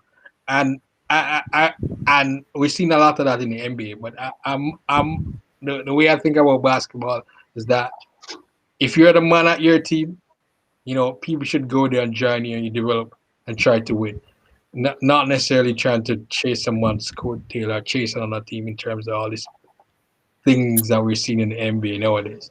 So I guess it's an open season now in the NBA because we're not sure exactly what will happen, with the Bucks. I mean, with the Bucks coming through, in terms of who will actually win the title. Let's see what happens in the West Conference. We're seeing the Suns, we're seeing the Clippers. So I think it's open in regards to what will happen, which is probably a good thing. Okay. Shake, so we saw the first game in the Western Conference, and Phoenix Suns were absolutely, well, let me rephrase. Devin Booker was absolutely phenomenal in getting them past the Clippers, and I saw a lot of people saying that this is the man that will arguably be the man to fill Kobe Bryant's boot, because this man fashioned his game off Kobe Bryant, and he plays such superb basketball. Your take on this guy? Yeah. So Devin Booker is a bucket, a walking bucket, right? When he heats up, he heats up. You can't stop him. In that match, he had, I believe it was 14 or 16 points straight, and then was interrupted by a teammate, and then he scored 4 to 6 more points, right? He's a bucket. For that series, if the Suns can get Chris Paul to play at least 3 games, it will be a cakewalk to the NBA Finals. And I'm going to state this for the record. You see that Chris Paul combo with Devin Booker, any team that comes out of the East can't beat that combo. Why? Because for Chris Paul, he literally slows down the ball game to the pace that he wants it to be played at. And that for me is what can get them that championship title, right? When you add in the fact that, guess what? No matter what, Paul is putting Booker in some brilliant places. He's giving him the ball. He's able to feed the other players. So for me, I am going to go with the Suns over the Clippers, and essentially the Suns to win it all. All right, so Shakes, you made a brilliant observation right there to Snow, and I saw someone said it earlier. They said that the Suns and well, not the Suns, the NBA, what they couldn't give to Kobe in CP3, they have given it to the mini Kobe in Devin Booker, because the people was calling for Kobe and CP3 to be together, and that never matriculated. However, now it's Booker and CP3, and they're saying that, guess what? You couldn't give it to the man himself, so you give it to the replica. So, yeah, you're onto something there. Demo, you agree with Shakes on that one, or you think that the Clippers will come back through and Paul George will somewhat spurring on this team to go on? Listen, if you watch that match last night, I mean, I know obviously Devin Booker will get all the plaudits and he fully deserves it. But I'm getting a feedback. I don't know why. Oh yeah, God. Yeah, so if you watch that game, Booker will get all the plaudits, as Sheikh say, and point out the 16 points him get unbeaten and stuff. But the Aiton, the center for them, he came up trumps as well, because Clippers kept playing Batum as a 5 and playing as a center, and the man just bullied him in the paint. And he came up big. He had like 19, 20 points in the game last night, and I thought he was good when Booker wasn't going, and Miles Bridges as well. So it's not only Devin Booker for the Suns, it's such an all-round team. And with both teams missing superstar, because Clippers don't have Kawhi Leonard at the moment and they don't have CP3, it was anybody game. And until both superstar come back, I can't really call it. I honestly can't call it, because Paul George, he was literally going toe to toe with Booker at one point. Booker went down and knocked down a tree, and Paul George came back and he knocked down a tree, and it was just going back and forth. And they say playoff P come up, and I saw him playing well in that game one. So I can't call who's going to win until both superstars come back, because I think, well, if they're going to come back, I don't So know what if if they Kawhi. don't come back? No. You see, for me, it's going to fall on the superstar's shoulder. So if Chris So Paul what if can they come don't back, come back? then I don't know what to pick. That may I tell you, boss. Oh, okay, all right.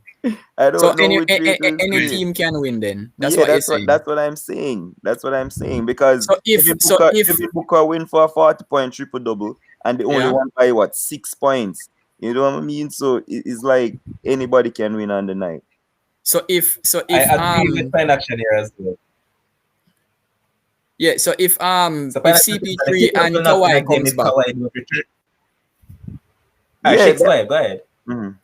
yeah, it's just to touch on what Dima was saying. So if the superstars come back, who would you pick to win the series? I'm definitely going with the Suns. Because Okay, all Chris right. Paul is such a veteran. He's so savvy as a point guard. So you're saying that his literally, impact would be greater? yeah, he literally than Kawhi Leonard for the Clippers. Yeah, All definitely. right, fair enough. I agree with that. He dictates the play so much for a basketball game, man, and he's just great. Yep. Okay. The final view on the Suns and Clippers, or call it. Let me say this. I'd love for Chris Paul to win a championship. He's been in the league for a long time, and I've seen him so far. And I've seen him choke also in a lot of big games. Now, it'll be he's in a new setup now, so let's see if that will work for him. I'm a huge Kawhi Leonard fan because I'm a San Antonio Spurs fan, first of all. Been a Spurs fan since '99, the shortened season after Michael Jordan retired. So that's my team: Tim Duncan, Ginobili, Tony Parker, Kawhi came later. So realistically, Um, and looking at it from just a fan perspective, uh, and based on supporting Kawhi, I would love for them to win. But in regards to how the Spurs, I mean the Suns have played, um, I will be open to Chris Paul going all the way. But I still think it's pretty close to call. And if I'm actually supposed to choose, I'll pick the Clippers. All right, boss. And now we'll move on to the final topic of the night. And you could possibly say the worst topic of the night. We're Let's talking just leave about it to none other Demon. than West Indies cricket. And the only thing that I want to say, congratulations to Kyle Myers. He had a wonderful spell throughout the match. And also to Jason Ola with those big guns. He copped some good catches. And also Kemal Roach, both decent. Otherwise from that, I have nothing more to say. Demo, the floor is all yours. I don't know why the floor is all mine. All of us support West Indies cricket. I don't know why the floor is on No, mine. I don't. I don't. Listen, I've cricket wise, I've been having an up and down week. Personally, because we play cricket. So Saturday we play Lost. against Damian Jacobs, Jamaican Lost. Damian Jacobs, and them flag we. And then we played against John Campbell yesterday, and we slap him up. So I've been happy having an up and down weekend. Then West Indies come and brought back so much hope into this game with arguably the best session of the whole two series with that bowling spell that they had, because that was amazing. They were like what, 53 for 6 or 7, something like that. That was like the Six. best session in a both innings. And I'm like, there is definitely hope for West Indies here. We're going to chase a little over 200. And we have 2 days to chase it. It's on. In step Rabada. And these guys have this problem all throughout my life of watching cricket. The man them cannot get tail enders out. We're struggling all formats trying to get tail enders out. And for me, our bowling is our strength, right? And it showed in well this match, because South Africa didn't make 300, and in the second innings they didn't even get to 200. They didn't even get to 200, right? So our batters are the ones who are letting us down, because we definitely should have had a chance in this game after that magical session that we had to bring them to 56 for 6 or something like that, right? And then this big partnership came out of nowhere, and we ended up chasing what we were chasing.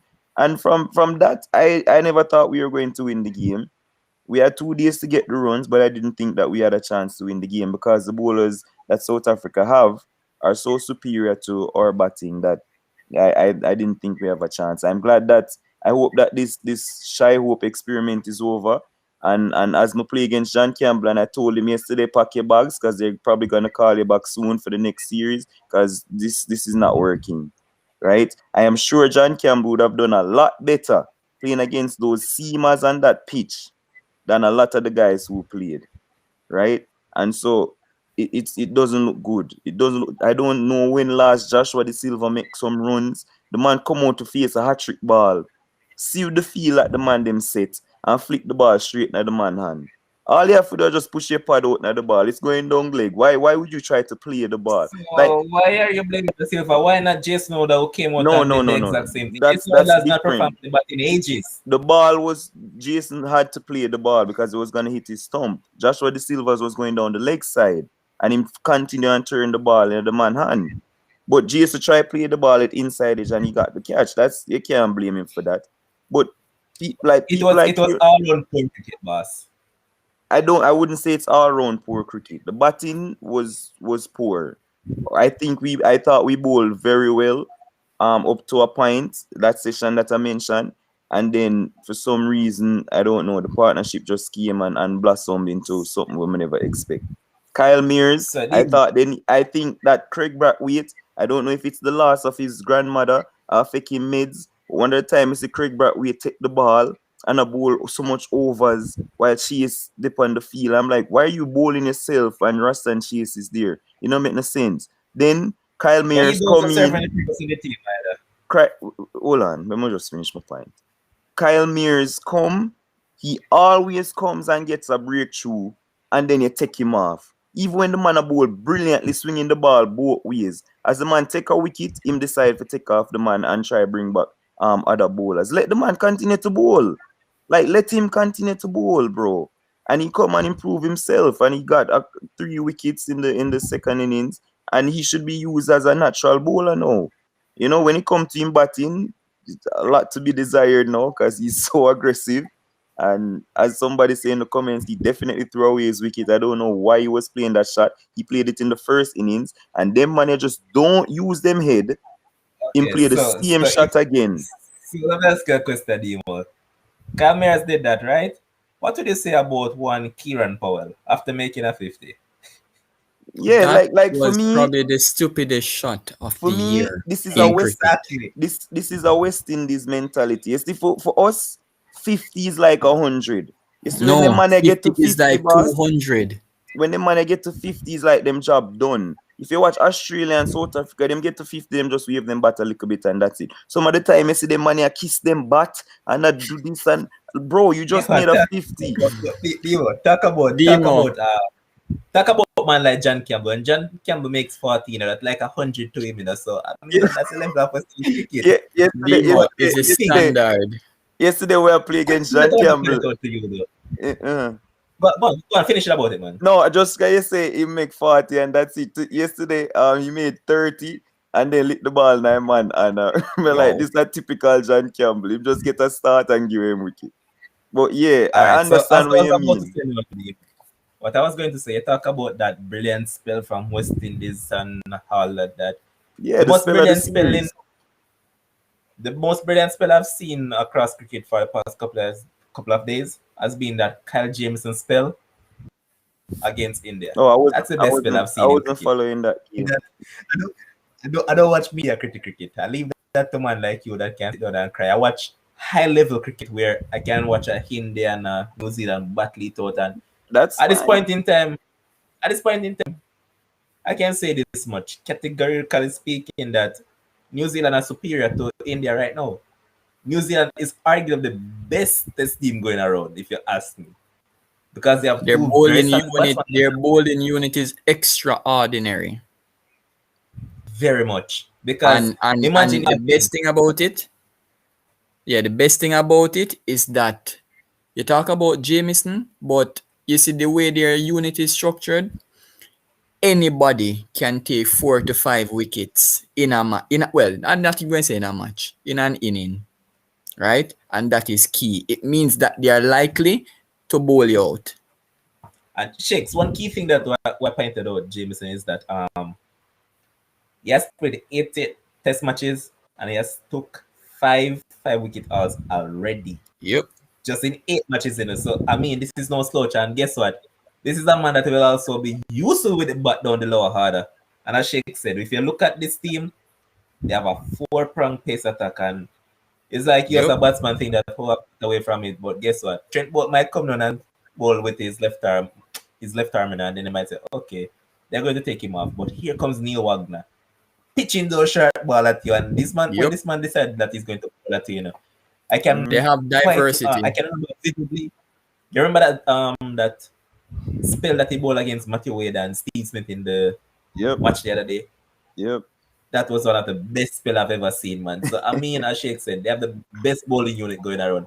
Oren, I don't know if you want to touch on this West Indies. West Indies is so sad. They're a sad cricket team, and I don't know if you want to join them and get a towel and start crying. West Indies cricket has been in a sad state for a very long time. I don't watch much cricket anymore. I still get a lot of emails from the WICB, but I think in regards to the last leadership structure of West Indies cricket, when there were some issues back and forth with the players, that has even made it worse. Every time we try to build, there's some issues surrounding that, and it's kind of hard to see us coming back based on where cricket is. What I've said overall that needs to happen, because I think generally there's a love for cricket in the country and people want to play, but I still don't see even locally that there's a real outreach to have the masses playing cricket. I think everything is still locked away, with the different associations with each parish, and not necessarily reaching out to the youngsters on a daily basis.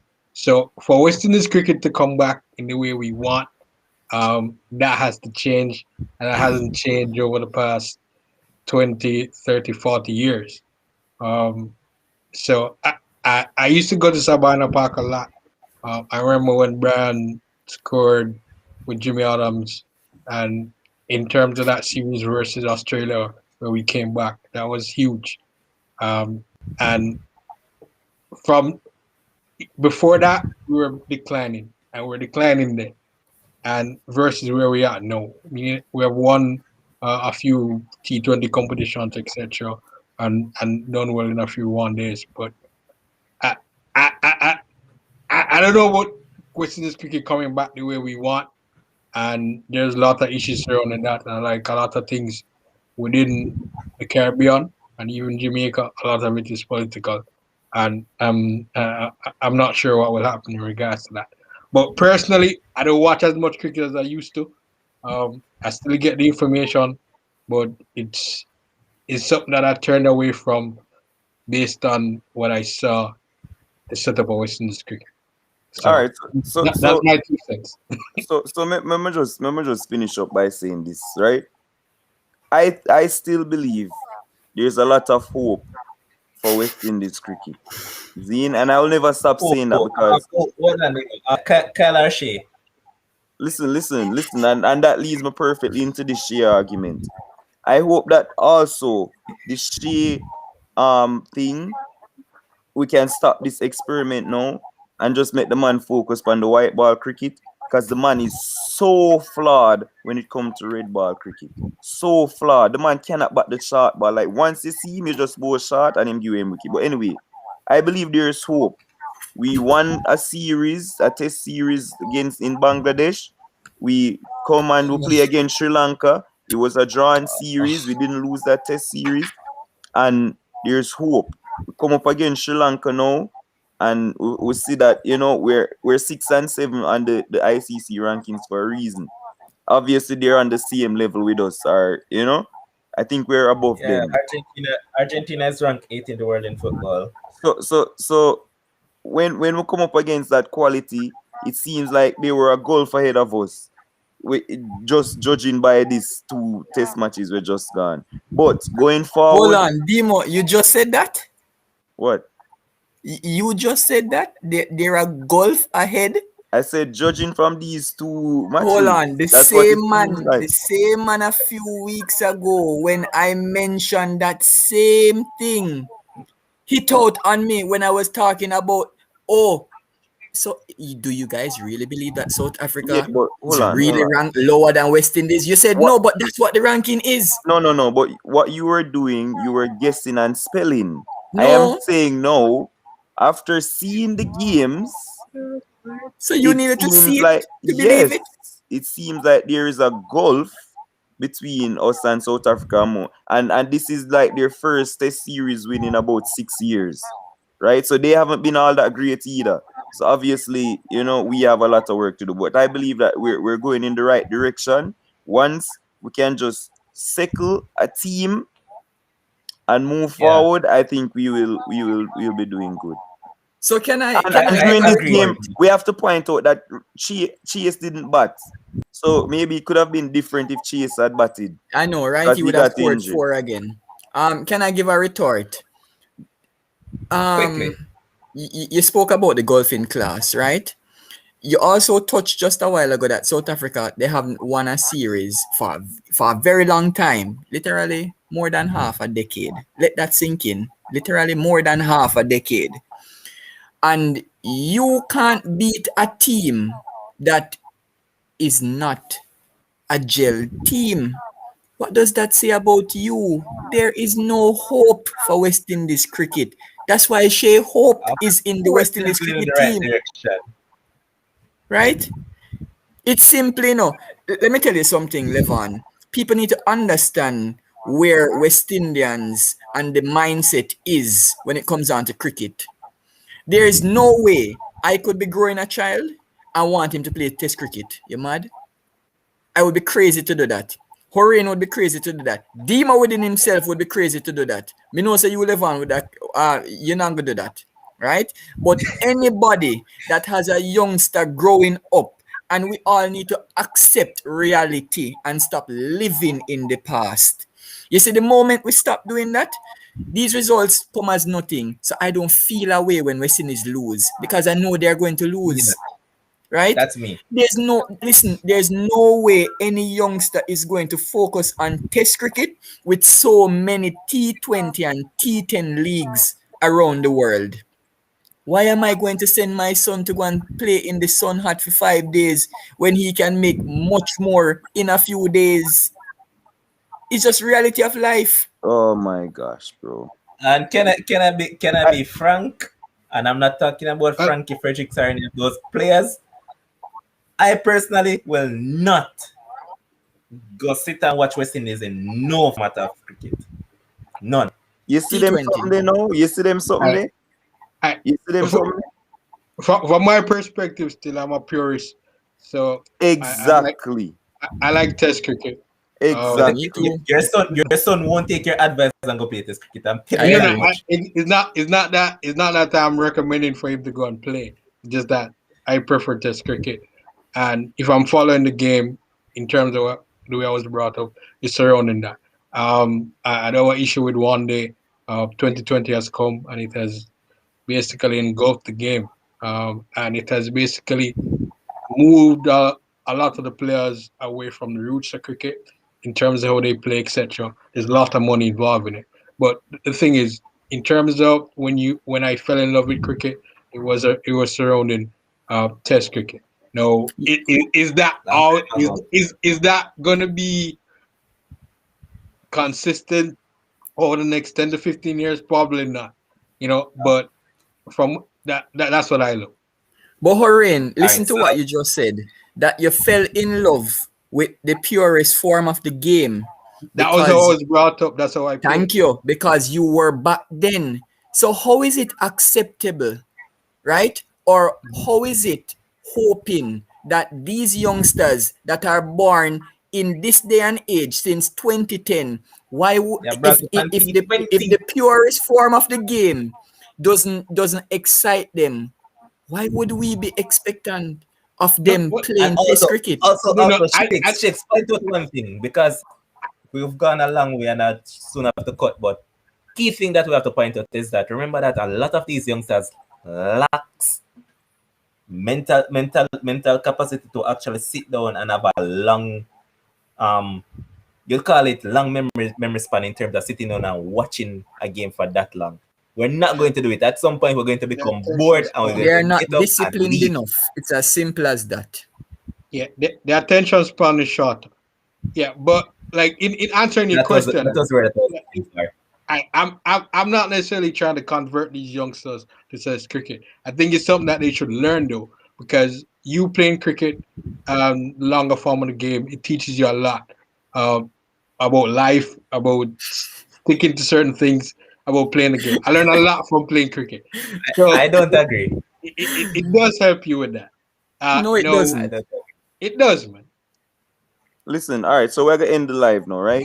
All I'm going to say to all the West Indian fans out there, whether it be Test cricket, T20 or ODI, support the team through it all. I am a purist. CPL also. I am a purist and I will always be a purist. I love every form of cricket. I may play cricket from my eye there, my knee. So when West Indies lose a test match against South Africa like now, it bring me to stuff like them you here. feel it, And man. because I feel it. It does hurt. Me feel but it. I've Right? been following it for a while, so And I am saying to you guys, you follow your club where England where you know, have no connection to your Manchester United and all of them stuff, and you Yeah, cry that's for true. them, but when Why they you mention West Indies Manchester United? play, I couldn't say Liverpool or something like that. Boy. but when it comes to West Indies who you actually have ties to and connections to, because it's a test match, you expect them to lose. Listen, No, I have no ties and no connection to West Indies. I was you're not born West Jamaican. Indian. Yes, I might have. Oh, me? I'm not West Indian, I'm a Jamaican. Don't do me that. I- Jamaican, Alright. you go it alone. yeah. I agree with the producer. Yeah. But Sorry. this is where we're going to call We it can only tonight hope, on the man. show. Cricket. Yeah, we already have Shai Hope and Kyle Too Hope, much so I hoping. mean, no problem. But this is where we're going to call it a night, and boy, we've been here for what 2 hours and 24 minutes. I mean, Wow. whenever there's Shakes and Demo, just expect it to go that time because Bro, Shakes and Demo I was going at it. it's But 11:37. And you know thanks that funny enough, we agreed on many things tonight. yeah. Funny enough. But I want to say thanks to all our viewers and all our supporters.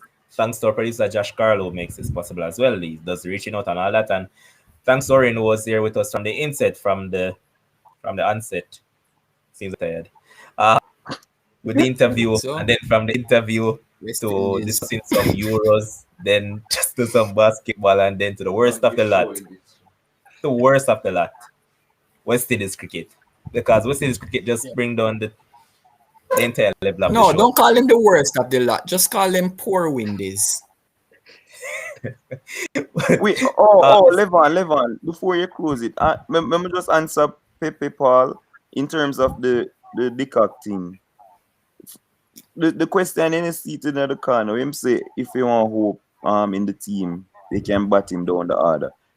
Because he's been on the stream for the whole time. So I'm just answer him. For me, boss, I don't think Shy Hope should be in the test squad at all.